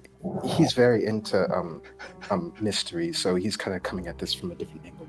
I'm sorry. No offense. I'm just just following up. I understand. It's just you have to understand. He looks around kind of at the guards and he lowers his voice a little bit. I truly did love her. And she loved you infinitely. But as you said, you've been locked up, or trapped here. You don't have any leads, any ideas?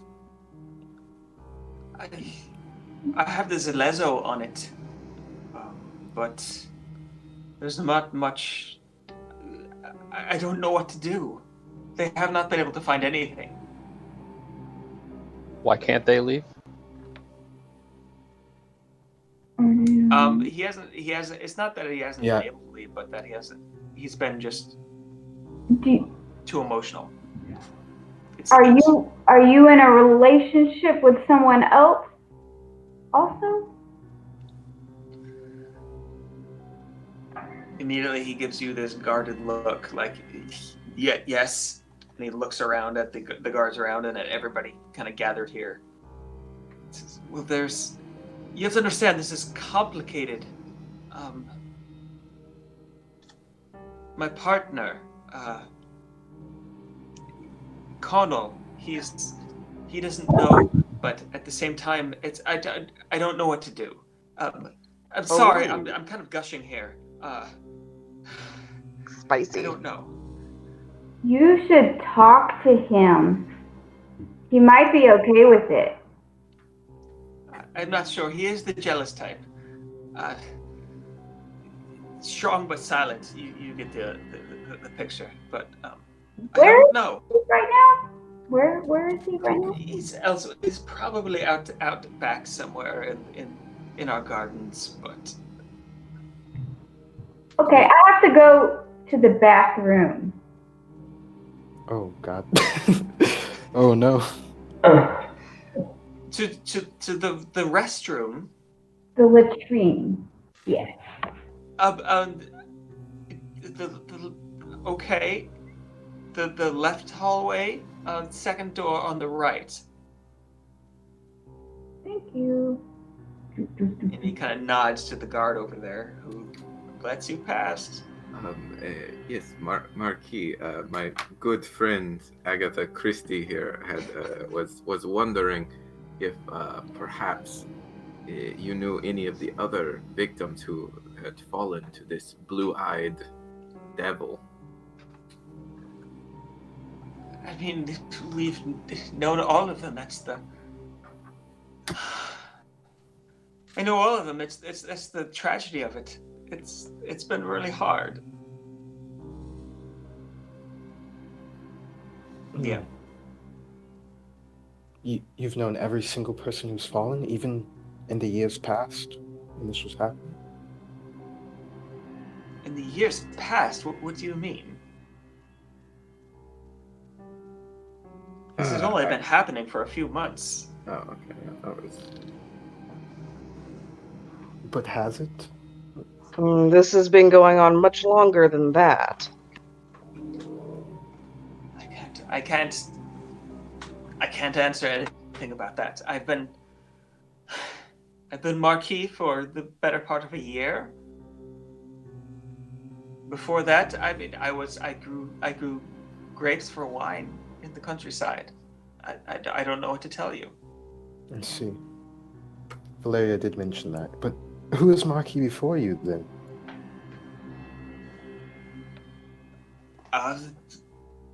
Magrina? Ricardo Magrina was his name. He retired. He still lives outside of town, I think. Hmm. Where exactly? We might want to speak with him.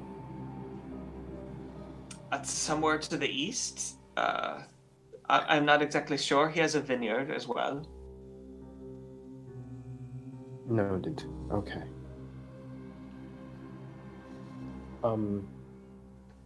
Does anyone else have any important questions? Because I'm thinking right now that maybe we should talk to the husband, and Crom has already gotten a head start on that. Yeah, absolutely. No, nothing to say that like wouldn't be more suspicious. Hmm.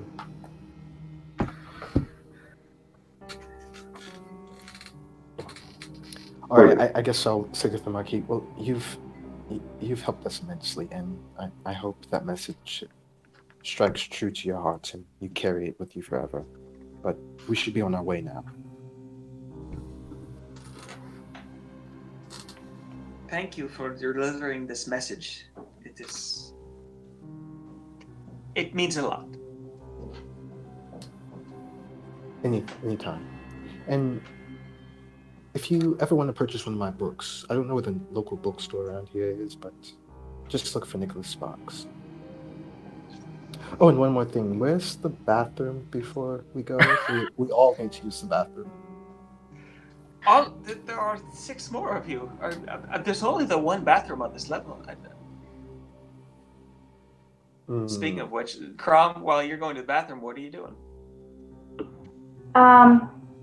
Do these bathrooms use like chamber pots? As you come to the second door on your right, you find a small chamber with a hole in the floor that seems to go down, and you hear the faint sound of moving water. Okay. Well, I'm going to use the bathroom, and then I'm going to go find the garden. Okay.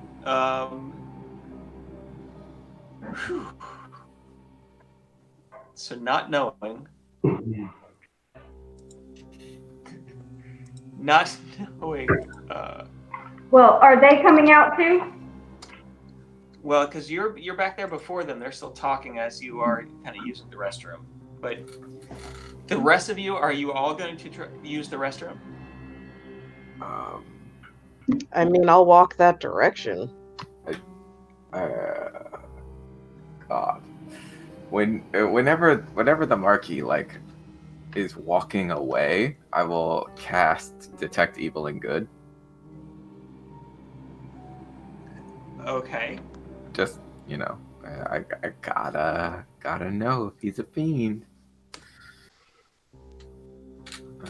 Totally the boyfriend. I mean, yeah, I think so too, but Would that even work? no, it would not, but I don't know that. Yes. So I'm casting Detect Evil and Good. Okay. Are there any aberrations, celestials, elementals, fays, fiends, or undead within 30 feet of me? Actually, casting it within 30 feet of you, as you're exiting the room, you get a definite sense of undead. What? From the Marquis. You all just see like Quintus's head swivel all of a sudden, like looking that way, and then like, what's wrong? The Marquis is undead. What? Like, what the fuck? And like, I'll just like push everyone like following, still concentrating on the spell, so it'll last for 10 minutes, but I just like want to get away from him now that we know this information. What? All right. Moving back. Like a zombie or? I guess it, like the raised with Pingus. something. It could be zombie, it could be vampire, it could be. And this does Oh, no, disturb a you vampire as a follower of the Raven Queen. This- Yeah, this is the person with the most power in the city is an undead. We gotta burn it. Burn it down. Burn it with fire. So moving back, as you come to the second door, you find Crom walking out of the second door back, kind of wiping her hands off with a towel. Yeah, and you're within the keep at this point. There doesn't seem to be any guards right next to you, although there is one kind of peeking around down the hallway from where you came in, down in the courtyard. Salai, do you think you could convince that guard that the Marquis allowed us to go see the garden so we could get a look at this Connell? Of course, of course. And he could take us right there, and we have escort. Right. I'll talk to the guard and approach them and say, "Hi, we have permission to go through here from the Marquis. Can you let us through?" Okay. Make a deception check.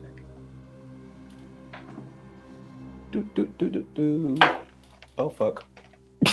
10. 10.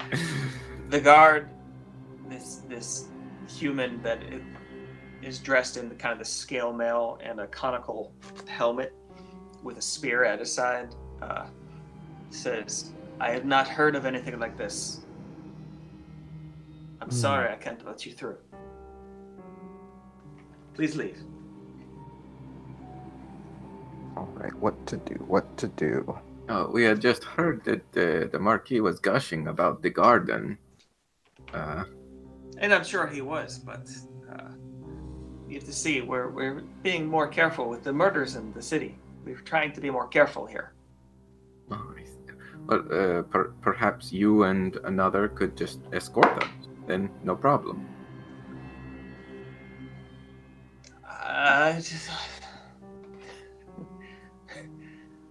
Oh gosh.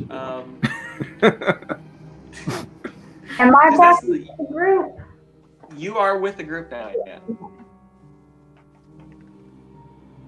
Would you like to say anything? I want a motion to the group, like as I'm like, punch, intimidate. Just like.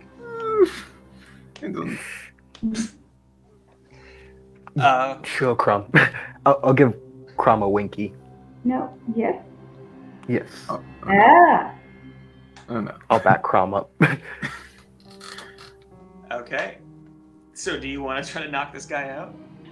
I was just gonna intimidate him by saying, "I have to get in this garden. Now it's very, very important. And if you don't let me in there, somebody's gonna die."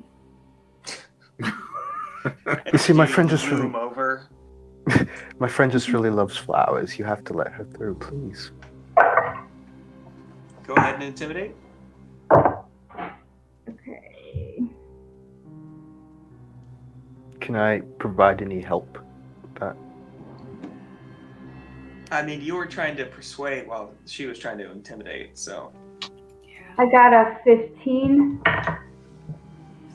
Okay. Never mind. Not too bad. It's not too bad. As the guard kind of looks over at you and then at Salai as they're talking, just looking back and forth. Yes, there's, okay, I understand, but, well, I suppose I could take you back there. That would be fine, right?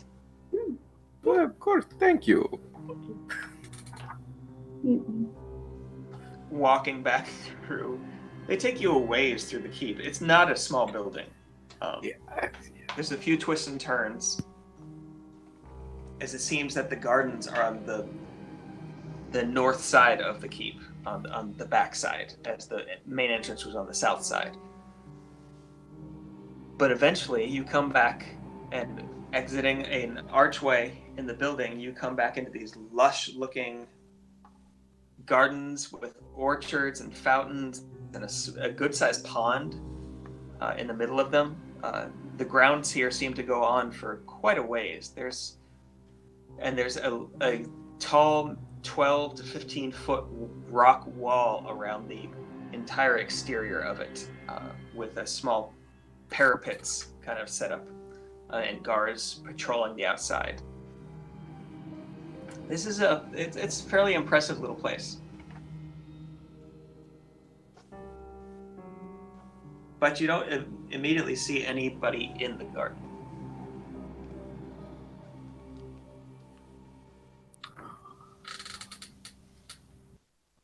Yes, we'll just like begin to walk through. We're here to observe the garden, right? And keep eyes out for anyone. Okay. So moving through, observing the garden, who wants to keep an eye out? Do you want to like strictly investigate, or you just want to make a perception check to see who you see generally, or? I'll keep an eye out. Okay, roll for a perception check. Alrighty.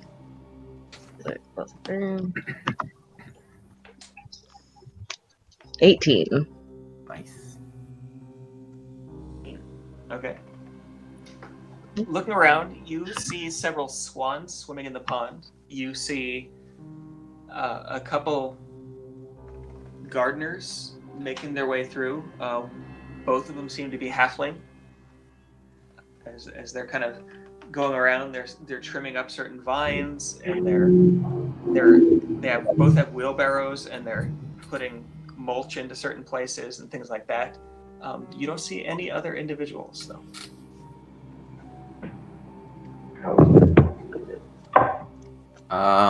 And I've still got Detect Evil and Good going. There hasn't been any more pings, has there? Oh yeah, it's been 10 minutes longer. Let me see. 30-foot radius. Do we know their name? We could just call their name out. Connell? Connell was the name you got. Connell! Connell! You don't hear any answer or see anybody come out of hiding. The garden seems to be, except for staff, empty. Somebody should ask the staff. Anybody with more charisma than me want to ask? Yeah, just, hey, you seen Connell around? I guess I'll ask the guard. Do you know where Master Connell is? Oh, Connell. I'm not rightly sure. He's very often back here. He loves the garden. He counts it as one of his greatest treasures, but I'm not sure at the moment. Unfortunate. Where does he usually hang out around here? I mean, here in the garden is where he's often found. Other times he's elsewhere in the city, doing business or trying to see to the interests of the Marquis, as he is one of his greatest allies. Oh. Do you know when they met, perhaps? Well, before he was even the Marquis, they were together, as far as I know. Why this interest? Writing a book. Writing a book. Yeah, I'm Nicholas Sparks. Have you heard of my novels before, perhaps? I had not. They sound terrible.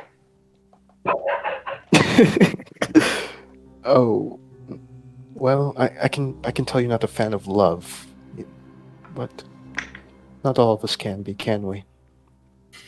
I suppose not.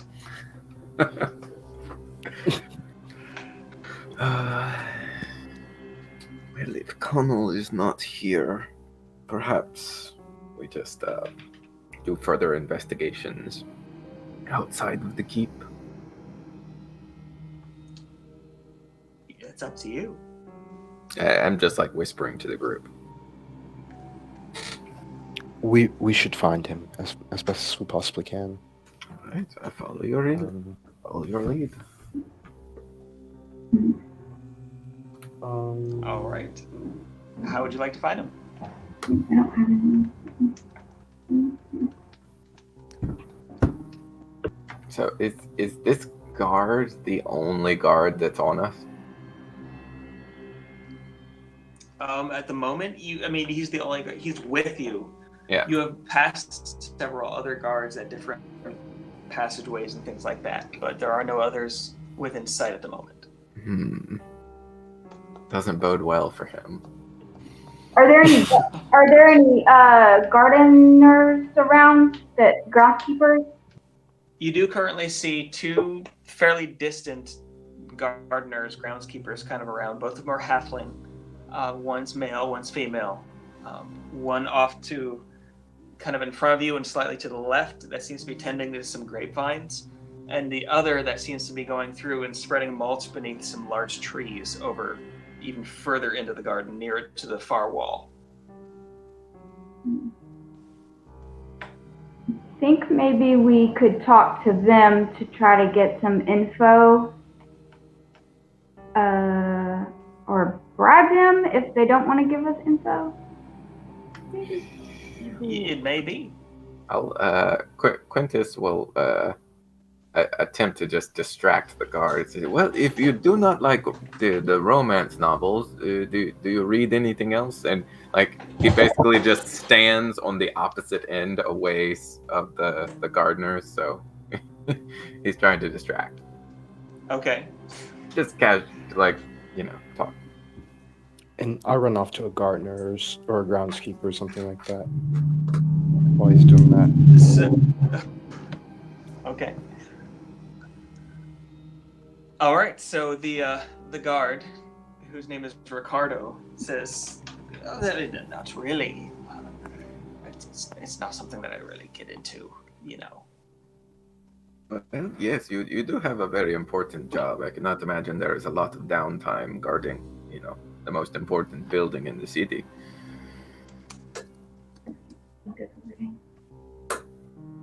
Okay. do I While spot you're it? doing that, the closer gardener, the halfling who is kind of slightly off to the left and seems to be trimming up just some small bits of things off the grapevines there, is not too far away. You make your way up to them, and they say, "Oh, hello. What can I do for you?" Hi. Do you know where we can find Master Colin, or where he would be at this time? Have you seen him around lately? Master Colin? I haven't seen him since earlier this morning. He usually comes out here for his breakfast, and then who knows where he is, really. I'm here all day, so there's that.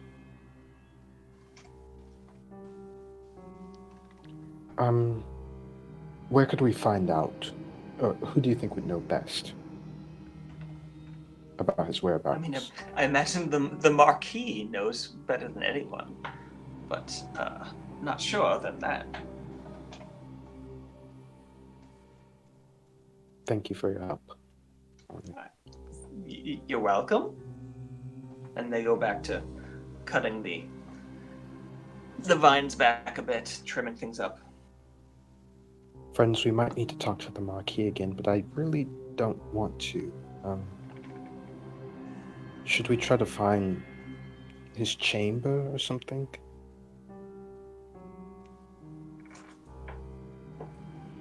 Colin's chamber?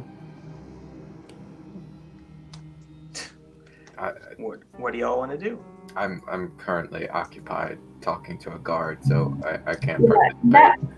that might get us in some trouble too soon. We're gonna get in trouble eventually, but we might get in trouble a little too soon if we try to do that. Well, we have some stealthy party members, and I can also make one of you invisible. if need be.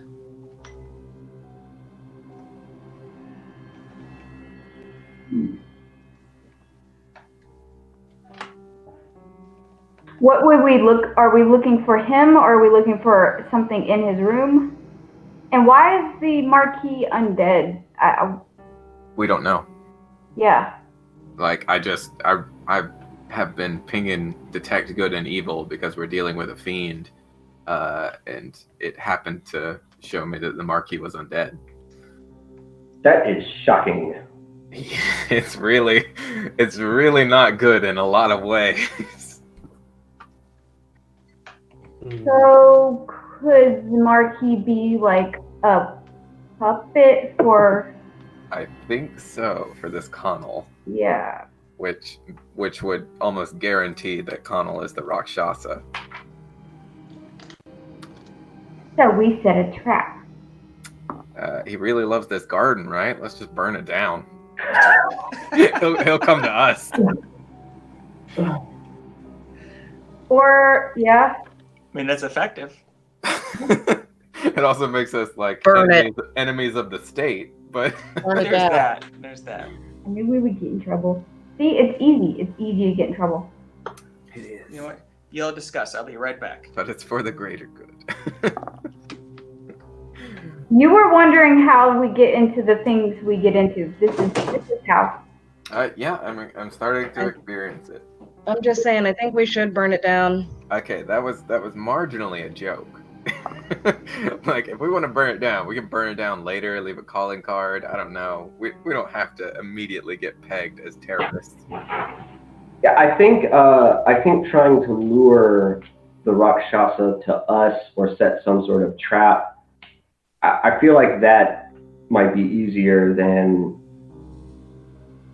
investigating targets and trying to.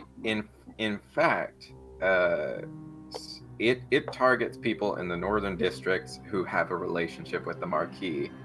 Shay, where's your father live?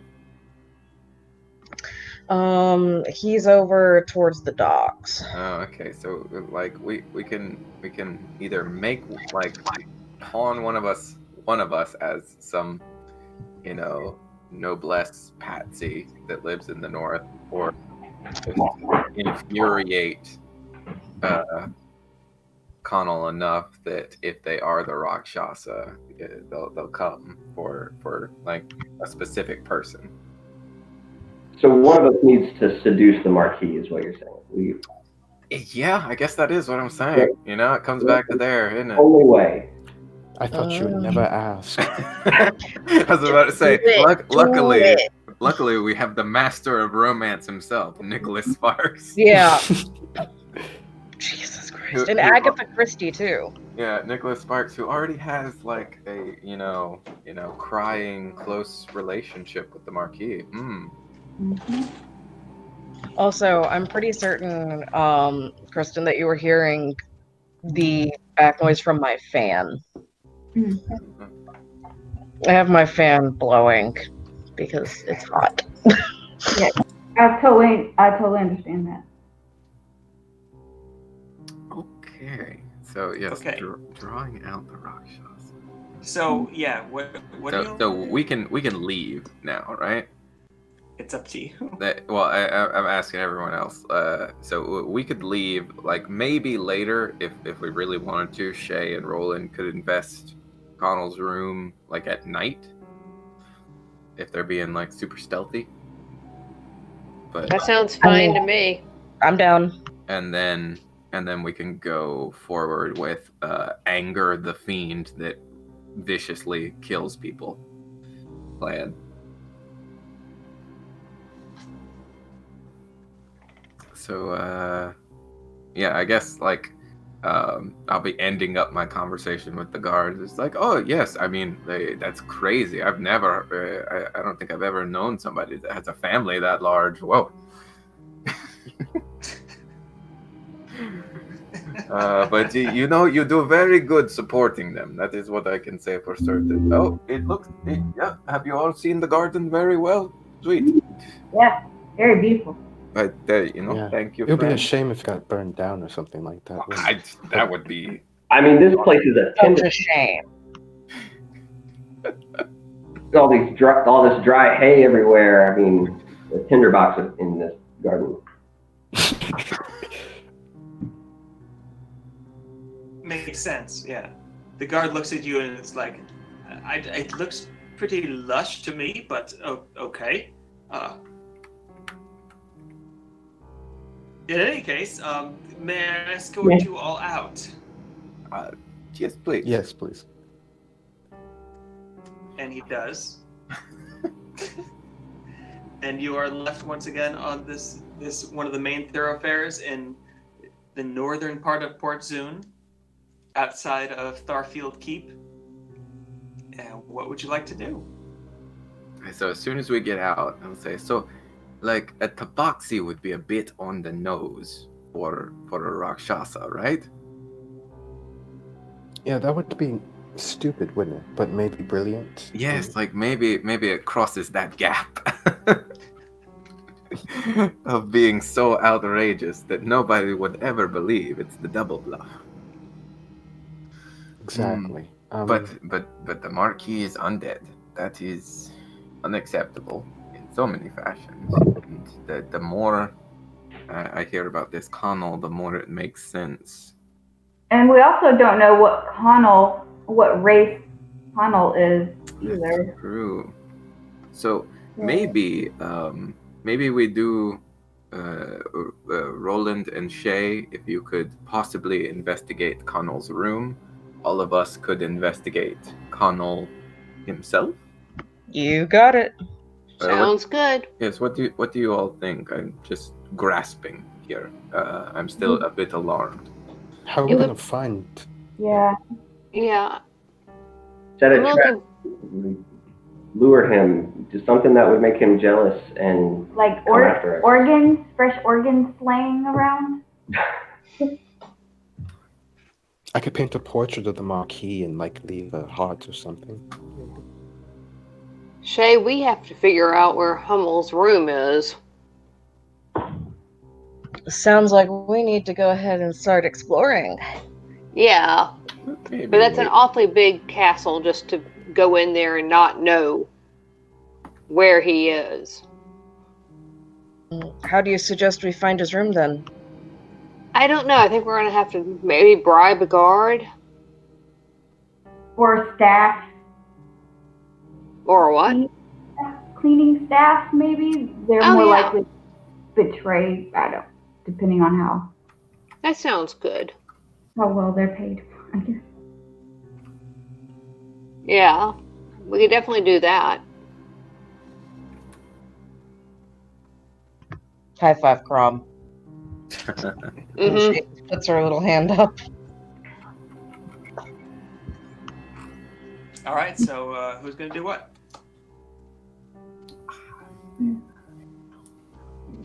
Maybe go to a bar, a tavern near, and ask around. Because we don't know where he is currently, right? Right. It's true.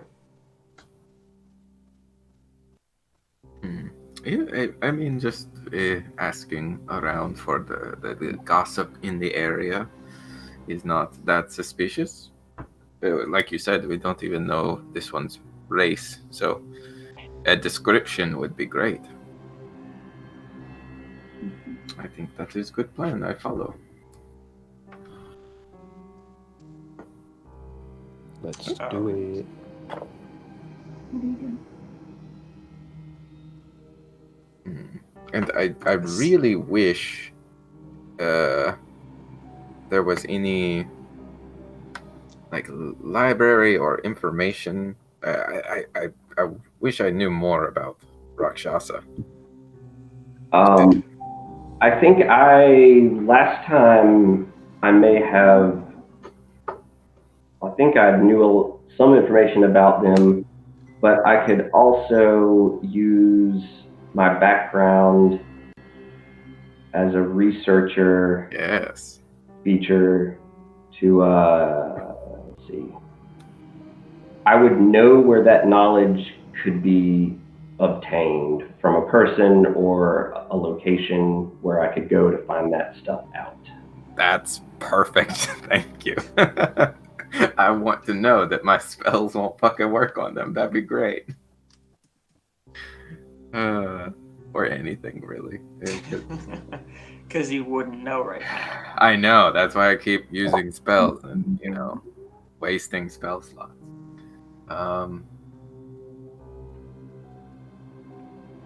Yeah. Yeah, we've done research on everything we've looked into. But, Chomp, do you have any ideas? Yeah, I might know where that is. DM.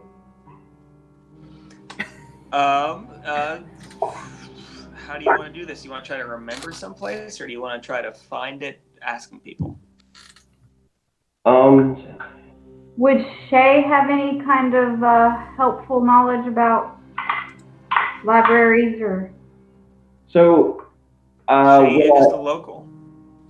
I can attempt to learn or recall a piece of lore, and if I don't know the information, I often know where or from whom I can obtain it. So I could tell you everything I know about Rakshasa, and then also where to find out more information about it. Okay. From my sage background. Or places. Yeah. So, and you had the last session, you had been able to remember a good bit about Rakshasa. Mainly that they liked positions of power, that they didn't like necessarily face-to-face conflict, that they were fiends, and that they were able to shift their shape, that they were able to take on different forms.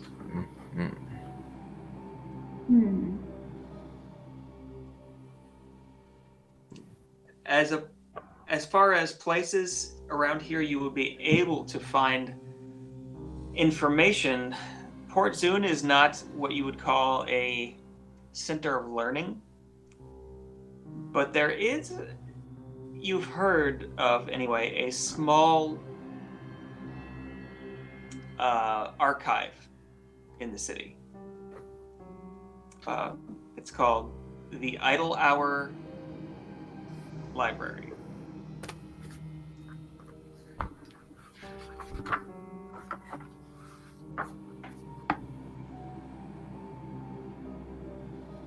You're not exactly sure where it is, but you know it's in town somewhere.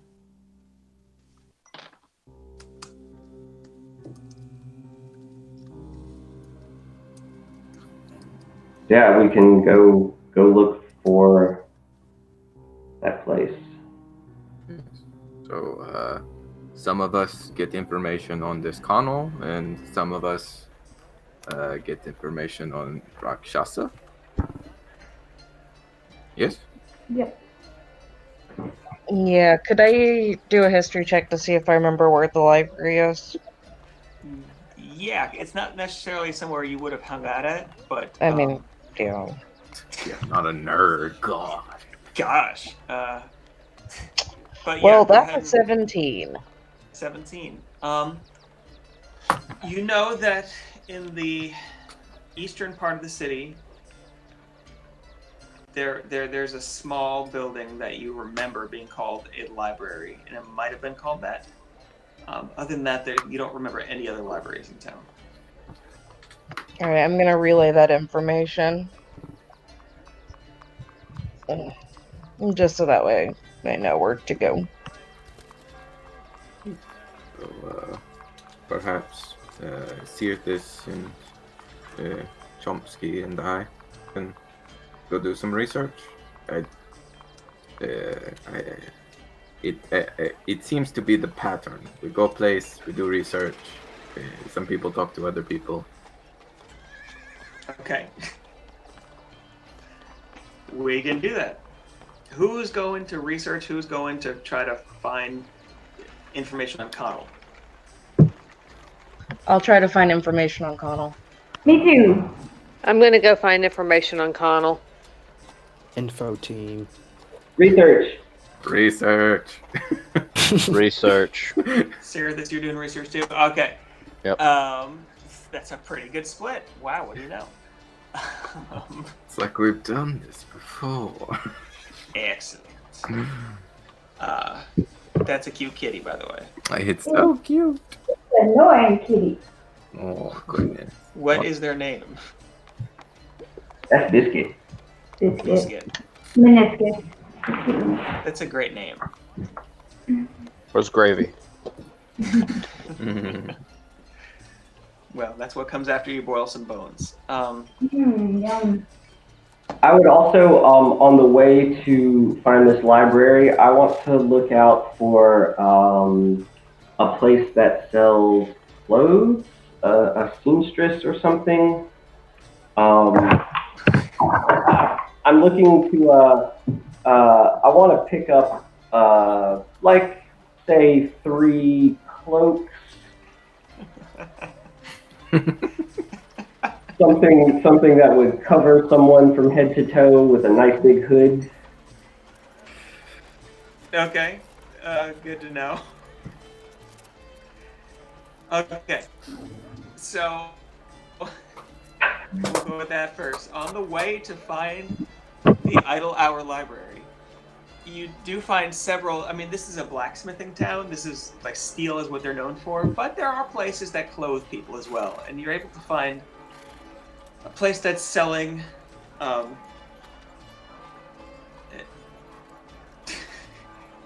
as Fezzik would say, a Holocaust cloak. Yes, you're able to find a place that's selling some things like that for a couple silver apiece. All right, 3, please. For 6 silver, you can get 3 nice, like deep hooded, just really thick wool cloaks. Oh, perfect. I got these 3 friends. Cold all the time. I love him. It is winter. Okay, so those of you going to, some of you said you were trying to figure out a little bit more about Connell, and maybe you were going to a local like bar or tavern to look up some stuff or some ask around. I think that might be the easiest way. All right. So those of you going to find stuff about Connell,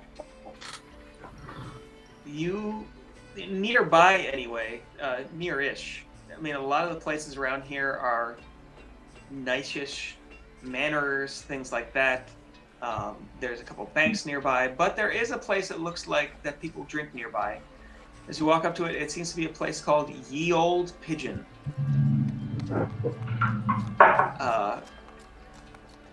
It's fairly, nice. It's a nice looking place. The wood is all polished.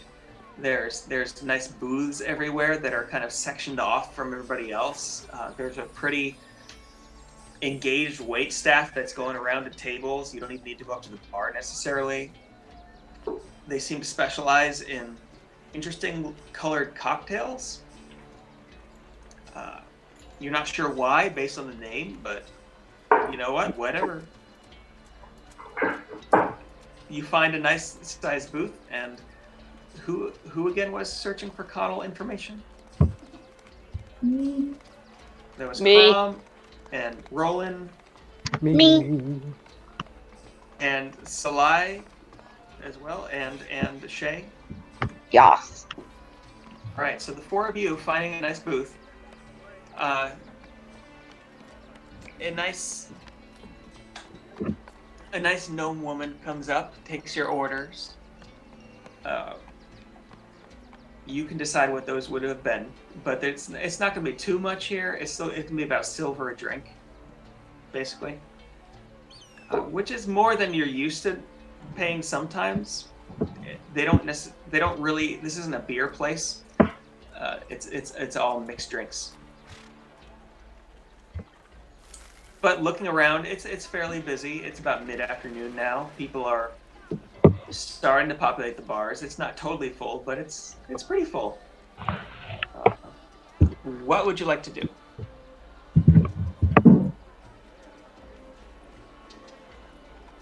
Any of the Connell crew?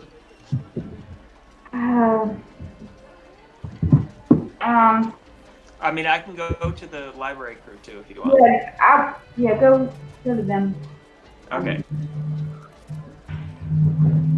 So, move to the library crew. That would be Cirthus and Quintus and Chomp.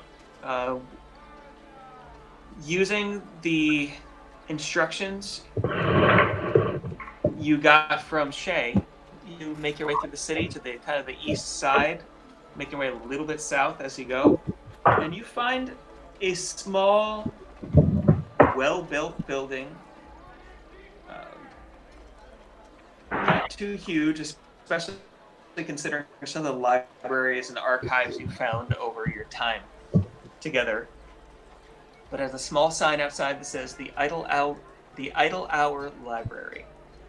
And walking in, you see row upon row of tomes with a small desk at the very front, just a few feet from the door.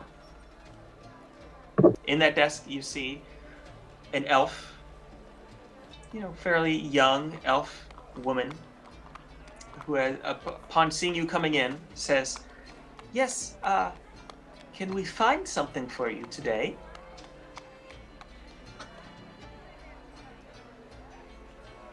And that's Cirthus, Roland, and Chomp. No, sorry. Cirthus, Quintus, and Chomp. Yes.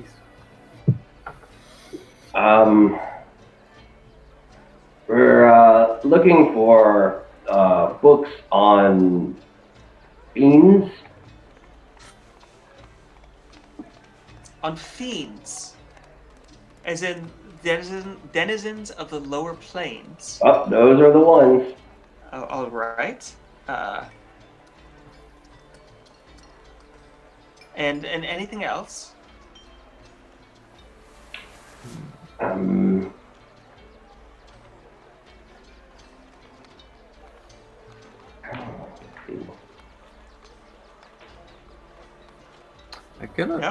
I cannot think of anything. We are narrowing it, we are looking for a specific fiend, if that helps. We're looking into a thing known as a Rakshasa. But fiends in general.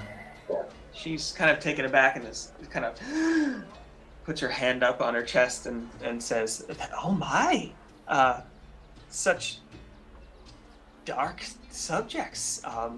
I must say, I find this interesting. We don't get many people looking for such things in here. I can help. Let me see what we can find."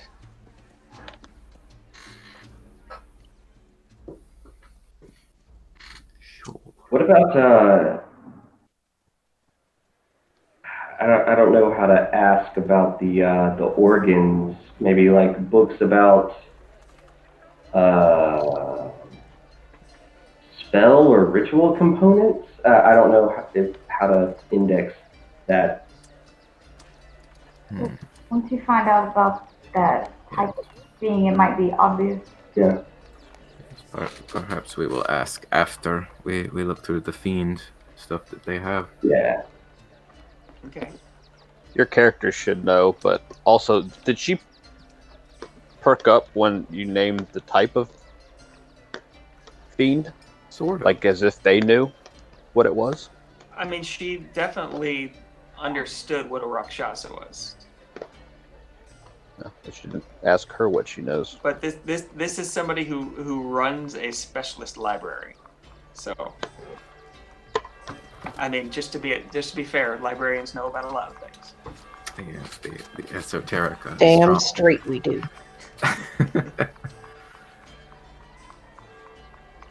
Okay, so first, fiends.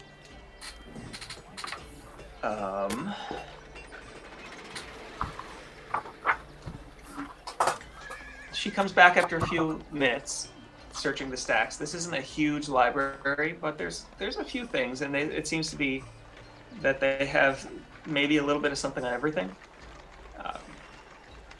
she comes back with a book and says, "This is written a while ago. It's called Horrors and Figures of the Fiendish Plains. I can't let you take it with you, but you can study it while you're here." She gestures over, and there seems to be several tables set up, long tables set up with chairs over to your left. But you can research here, please. What are you looking to learn from it?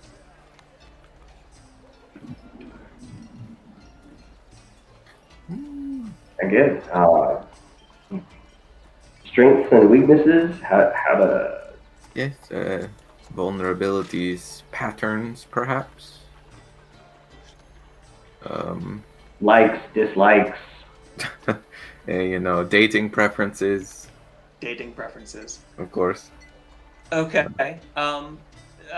Who's gonna lead this investigation up? I'll leave that to one of you two. I will. I would Okay. say Chomp.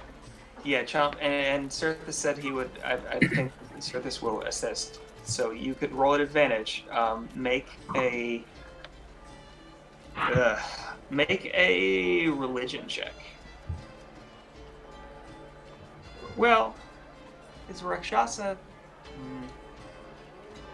Make a general arcana check. Let's go with that.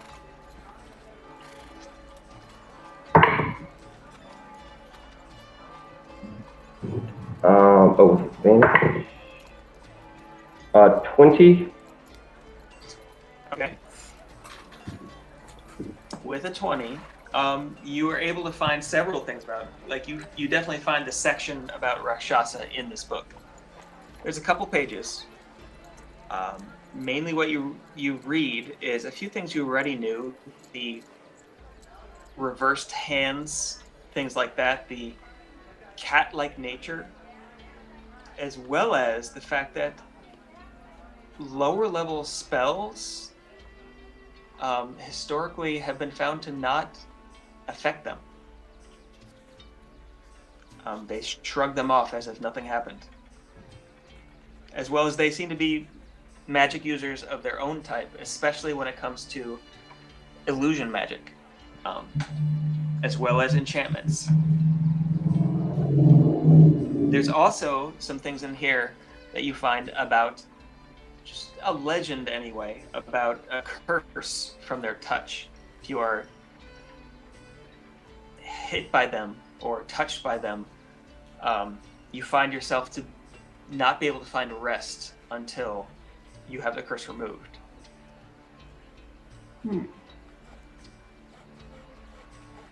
Whoa. So yeah, do with that what you will. Yeah, guys. I don't like the sound of these guys. Wait, what did you find? Working. I'm not there. Yeah, you're not there. What did you find? Well, they're pretty good illusion magic users, and it doesn't look like any kind of magic that I know will affect them. Wait, what? Yep. We are gonna be pretty worthless. What do you mean magic doesn't affect them? Hate to break it to you, Quincy. That's cheating.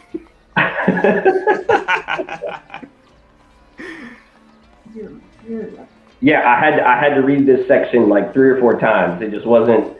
It didn't make sense to me. But yep, it's right here. Yeah, Quintus just looks at oh shit. Okay, that's good to know. That I also. Oh boy. We find anything about weaknesses? Weaknesses? Not a whole lot. None. Sounds like the perfect predator. Oh boy. Yeah, I'm starting to like Crom's idea about just kind of getting on out of here. Well, we can't do that. Then we leave this whole city in its, reversed hands. Well,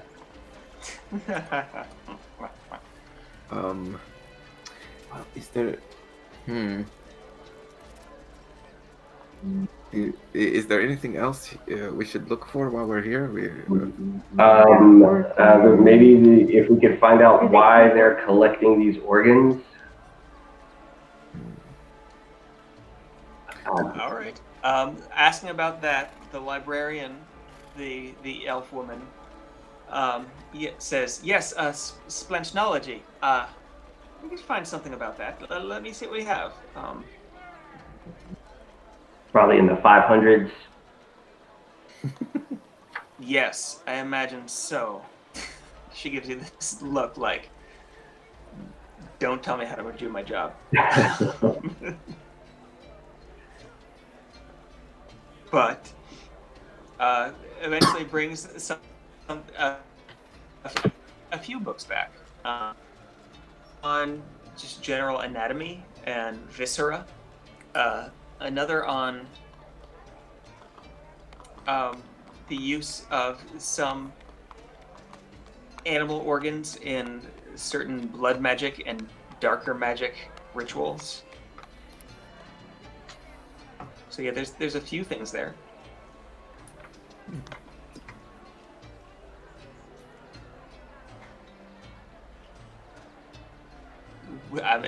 Which would you like to look into? You said there were sections on blood magic and dark rituals. Yeah, there was definitely some books on dark magic kind of things in general. Blood magic, things like that is usually what I was looking at. Can I? Yeah. Can I look into the blood magic? Yeah, I hand the blood magic book to Quintus, and I'll flip through all the other ones looking for organ components or something. Okay, so Quintus, you find in books about blood magic that certain organs can add more power to things like the liver and the kidneys to some extent, as well as the oh gosh, my mind's blanking. Spleen, there it is, can add extra power to certain spells when sacrificed or burned in the as part of the ritual. Chomp, you find that certain internal organs, and you've read some about this before, but this is kind of a refresher, but that just certain internal organs, including the spleen and the liver, have a lot more to do with blood than some other internal organs. The heart also has to do, although it pumps blood rather than adds things to the blood or takes things out of the blood. So yes.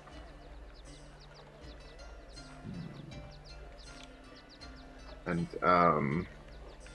could I make since my knowledge of blood magic is kind of divine, could I do a religion check to see if there's any application of this for, I don't know, raising the dead, controlling the undead, that sort of thing?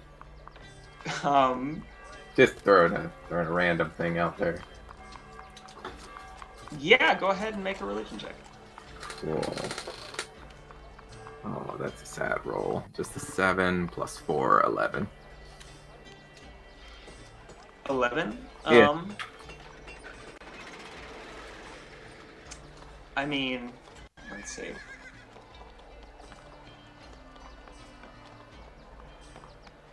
So you've heard, there's not a lot that you can remember about something like that.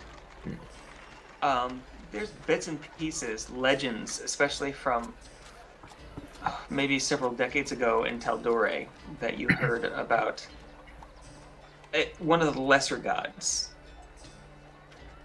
and one of the enemies of the Raven Queen, a semi-ascended evil entity known as Vecna.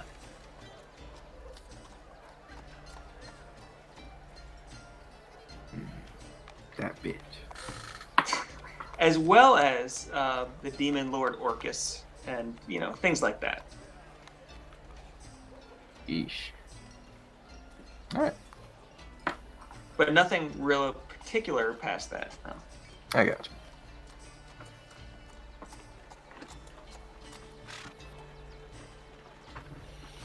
All right, where are we? I think we could probably jump back over to the Connell crew. Tavern crew. What are we asking around? What was the name of this place? Something pigeon. It was Ye Old Pigeon, which is kind of a hipster cocktail bar. So that would be Roland and Salai and Crom and Shay. I would ask, generally what people think about them. Okay.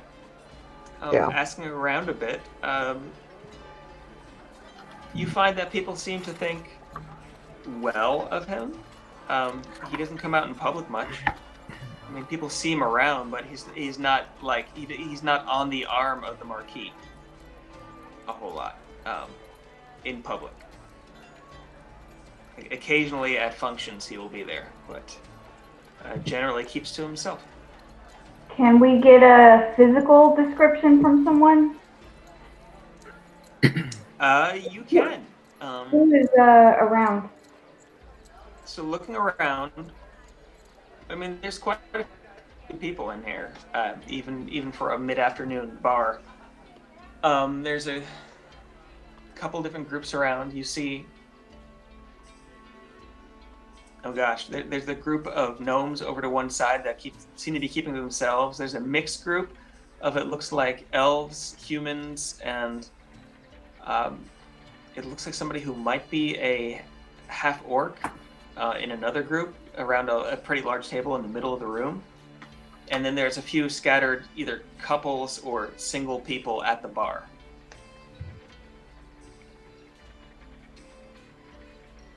So it depends on who you want to go up to and ask.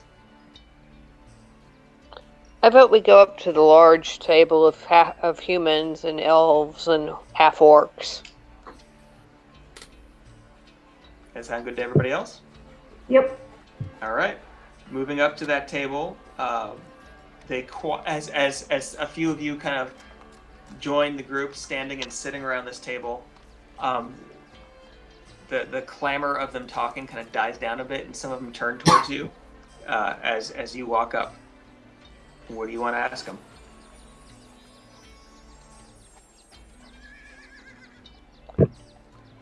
Is there a girl there? There's several people who look like they are female in persuasion. All right, I'm gonna ask one of them if I can buy her a drink. All right, the nearest one to you is a human woman, in her early 30s, maybe. Mm-hmm. Brown hair. She's pretty, and you ask her if you can buy her a drink, and she says yes. Okay, so I'll buy her a drink and I'll get one of whatever she's drinking. All right, she is drinking what seems to be some type of mixture of a little bit of kind of acrid liquor and some type of sparkling wine, as well as a little bit of fruit juice. I'm gonna, on second thought, I'm just gonna order something that doesn't have sparkling wine and fruit juice in it. Oh, come on. Okay. I'll take the purple one. Okay, the purple one. You brought this deep purple, thick-looking drink. She's brought her kind of highball glass with this sparkling, see-through liquid inside. She introduces herself as Violetta, and she says, Okay. "Thank you for the drink. How are you today?" I'm fine, thank you. How are you? When I look upon a woman as beautiful as you, I just feel compelled to talk to you. Oh, she blushes a little bit, and she blushes a little bit and says, "Oh, thank you. That's very nice."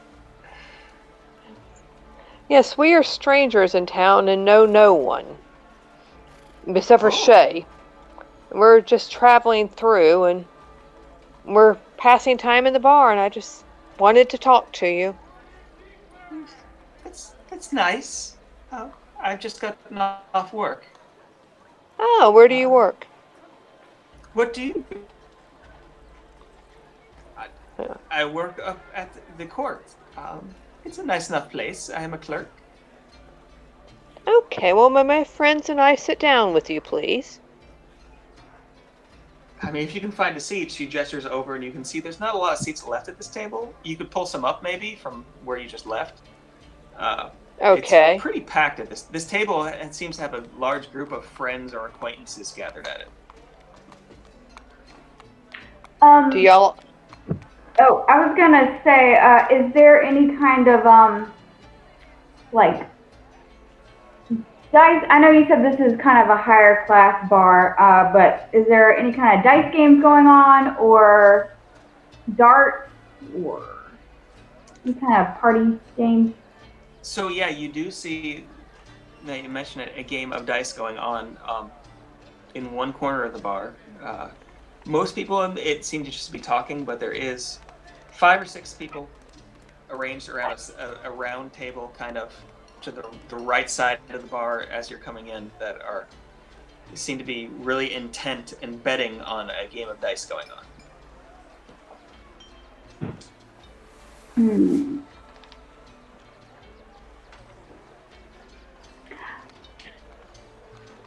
Can I talk to the orc? The orc is over there, right, with that table?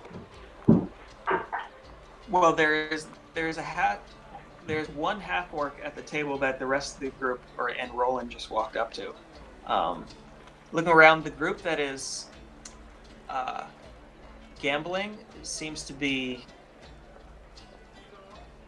I mean, it's a mixed group. You see several people you think are human and or elf. It's a little bit more in the shadowed part of this room. There's not any windows in here, and so there's kind of lighting things. You're not sure about everybody in the group. Some seem to be sitting down that look like some that might be gnome or halfling. You're not sure. Okay. I want to talk to the half orc or the orc sitting at that table and ask if he wants to play a game that I play in my home country. Okay. Going up to the half orc, he's engaged in conversation with the human sitting next to him, but as you come up, he kind of pans over and says, "Yes. Hello. A game?" Mm-hmm. Yeah. It's called,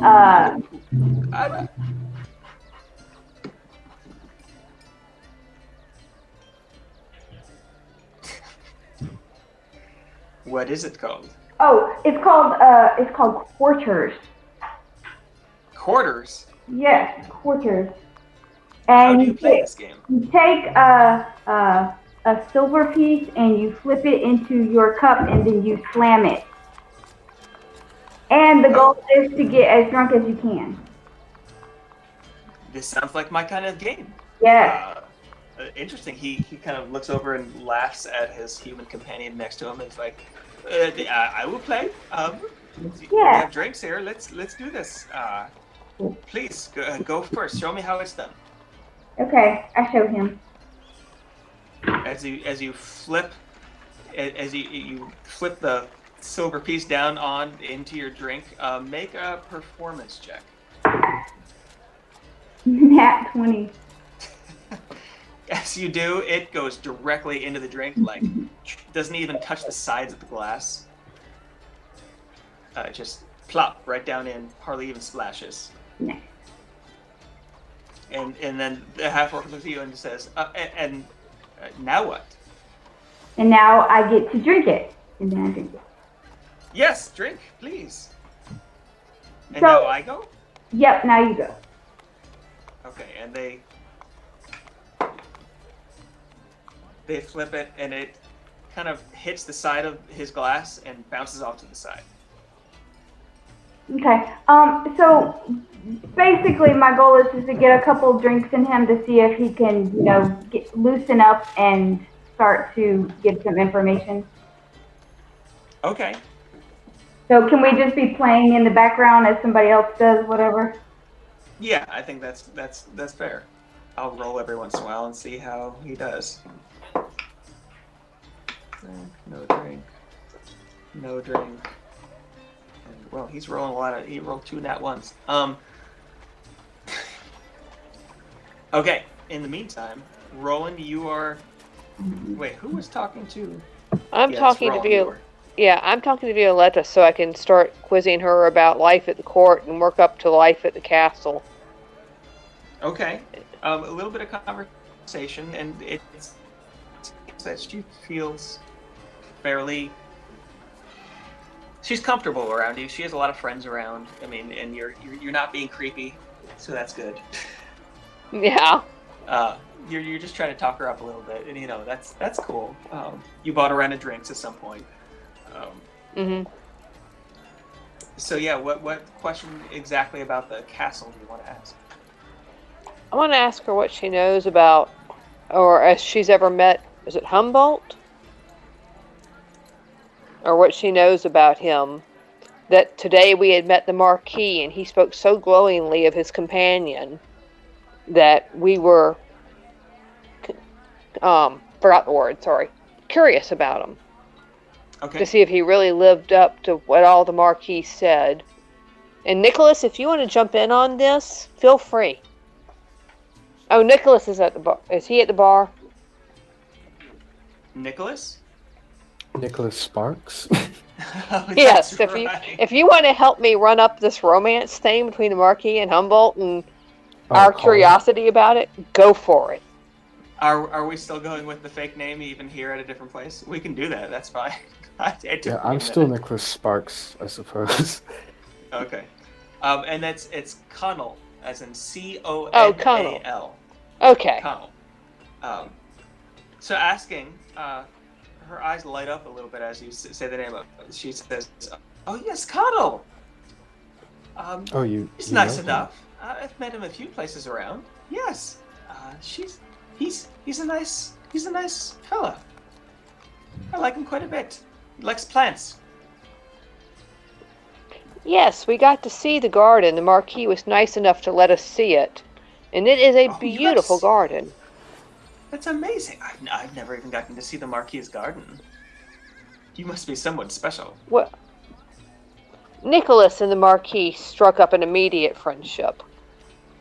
Oh, she You looks see, over at you. I'm a novelist, yeah. I'm a novelist, and I'm writing a romance novel about the Marquis and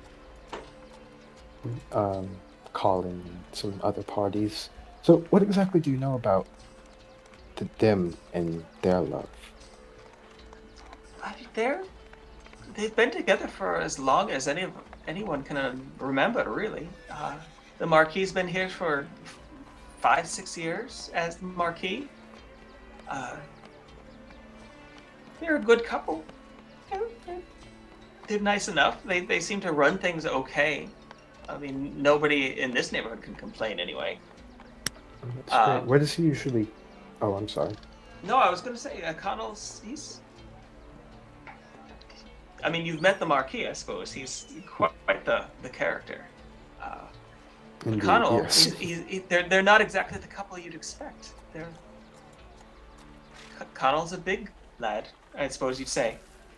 He's just about as tall as that one. and gestures over at Crom. Oh, really? Is he a Goliath also? I suppose I haven't really kept track. He's quite tall, kind of grayish skin, slight in stature, but still well muscled. Nice fellow, like I said. Good. So Violetta, Well, go on. I was just going to ask, where do you usually find him around here?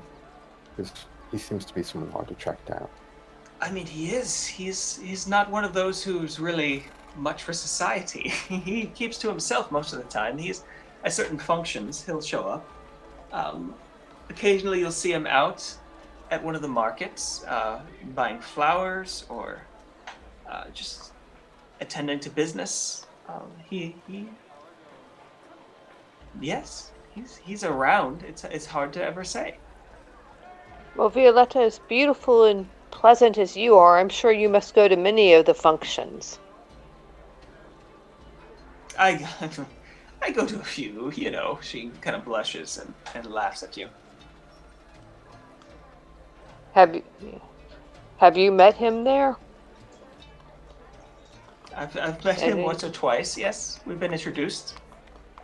He's a very lucky man, Dunn. Thank you. And what did you say your name was? I'm sorry. It's Roland, and that's Nicholas. Roland. Yes. Nicholas, it's nice to meet you both. Nicholas Sparks, if you want to find my books out there, I'm sure you would love. I mean, I love romance novels, and I have to look for you. Thank you. So should we go to the market, perhaps, or?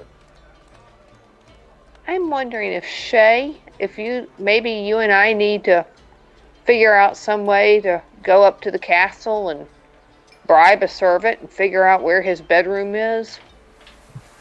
I definitely think we need to do that. Yeah.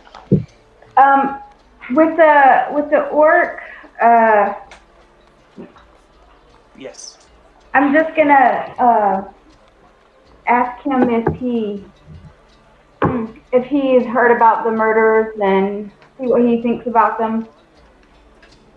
Yeah, I mean, asking about the murders, you find he has heard about them, and as he's gotten a few drinks in him by this point, he's a little bit more loose-lipped about it. Just that he thinks it's a shame that these things are happening in such a nice part of the city. That kind of thing usually doesn't happen up here. Yeah, that's the basics.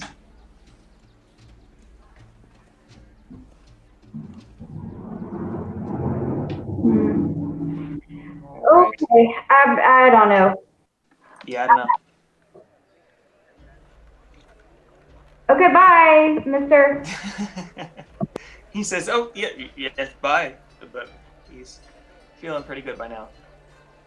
Okay, so you all found out some information, and it is 5, and so I am going to call it for the day because I got things I gotta get done. But I'm glad this worked and everybody came. Yay! Yes. Yay! Thank you.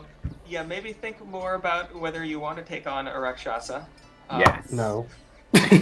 Before we go on. Absolutely. Not particularly. I can just haste Crom and run away. I mean, All of you. we could. Yeah, I don't know.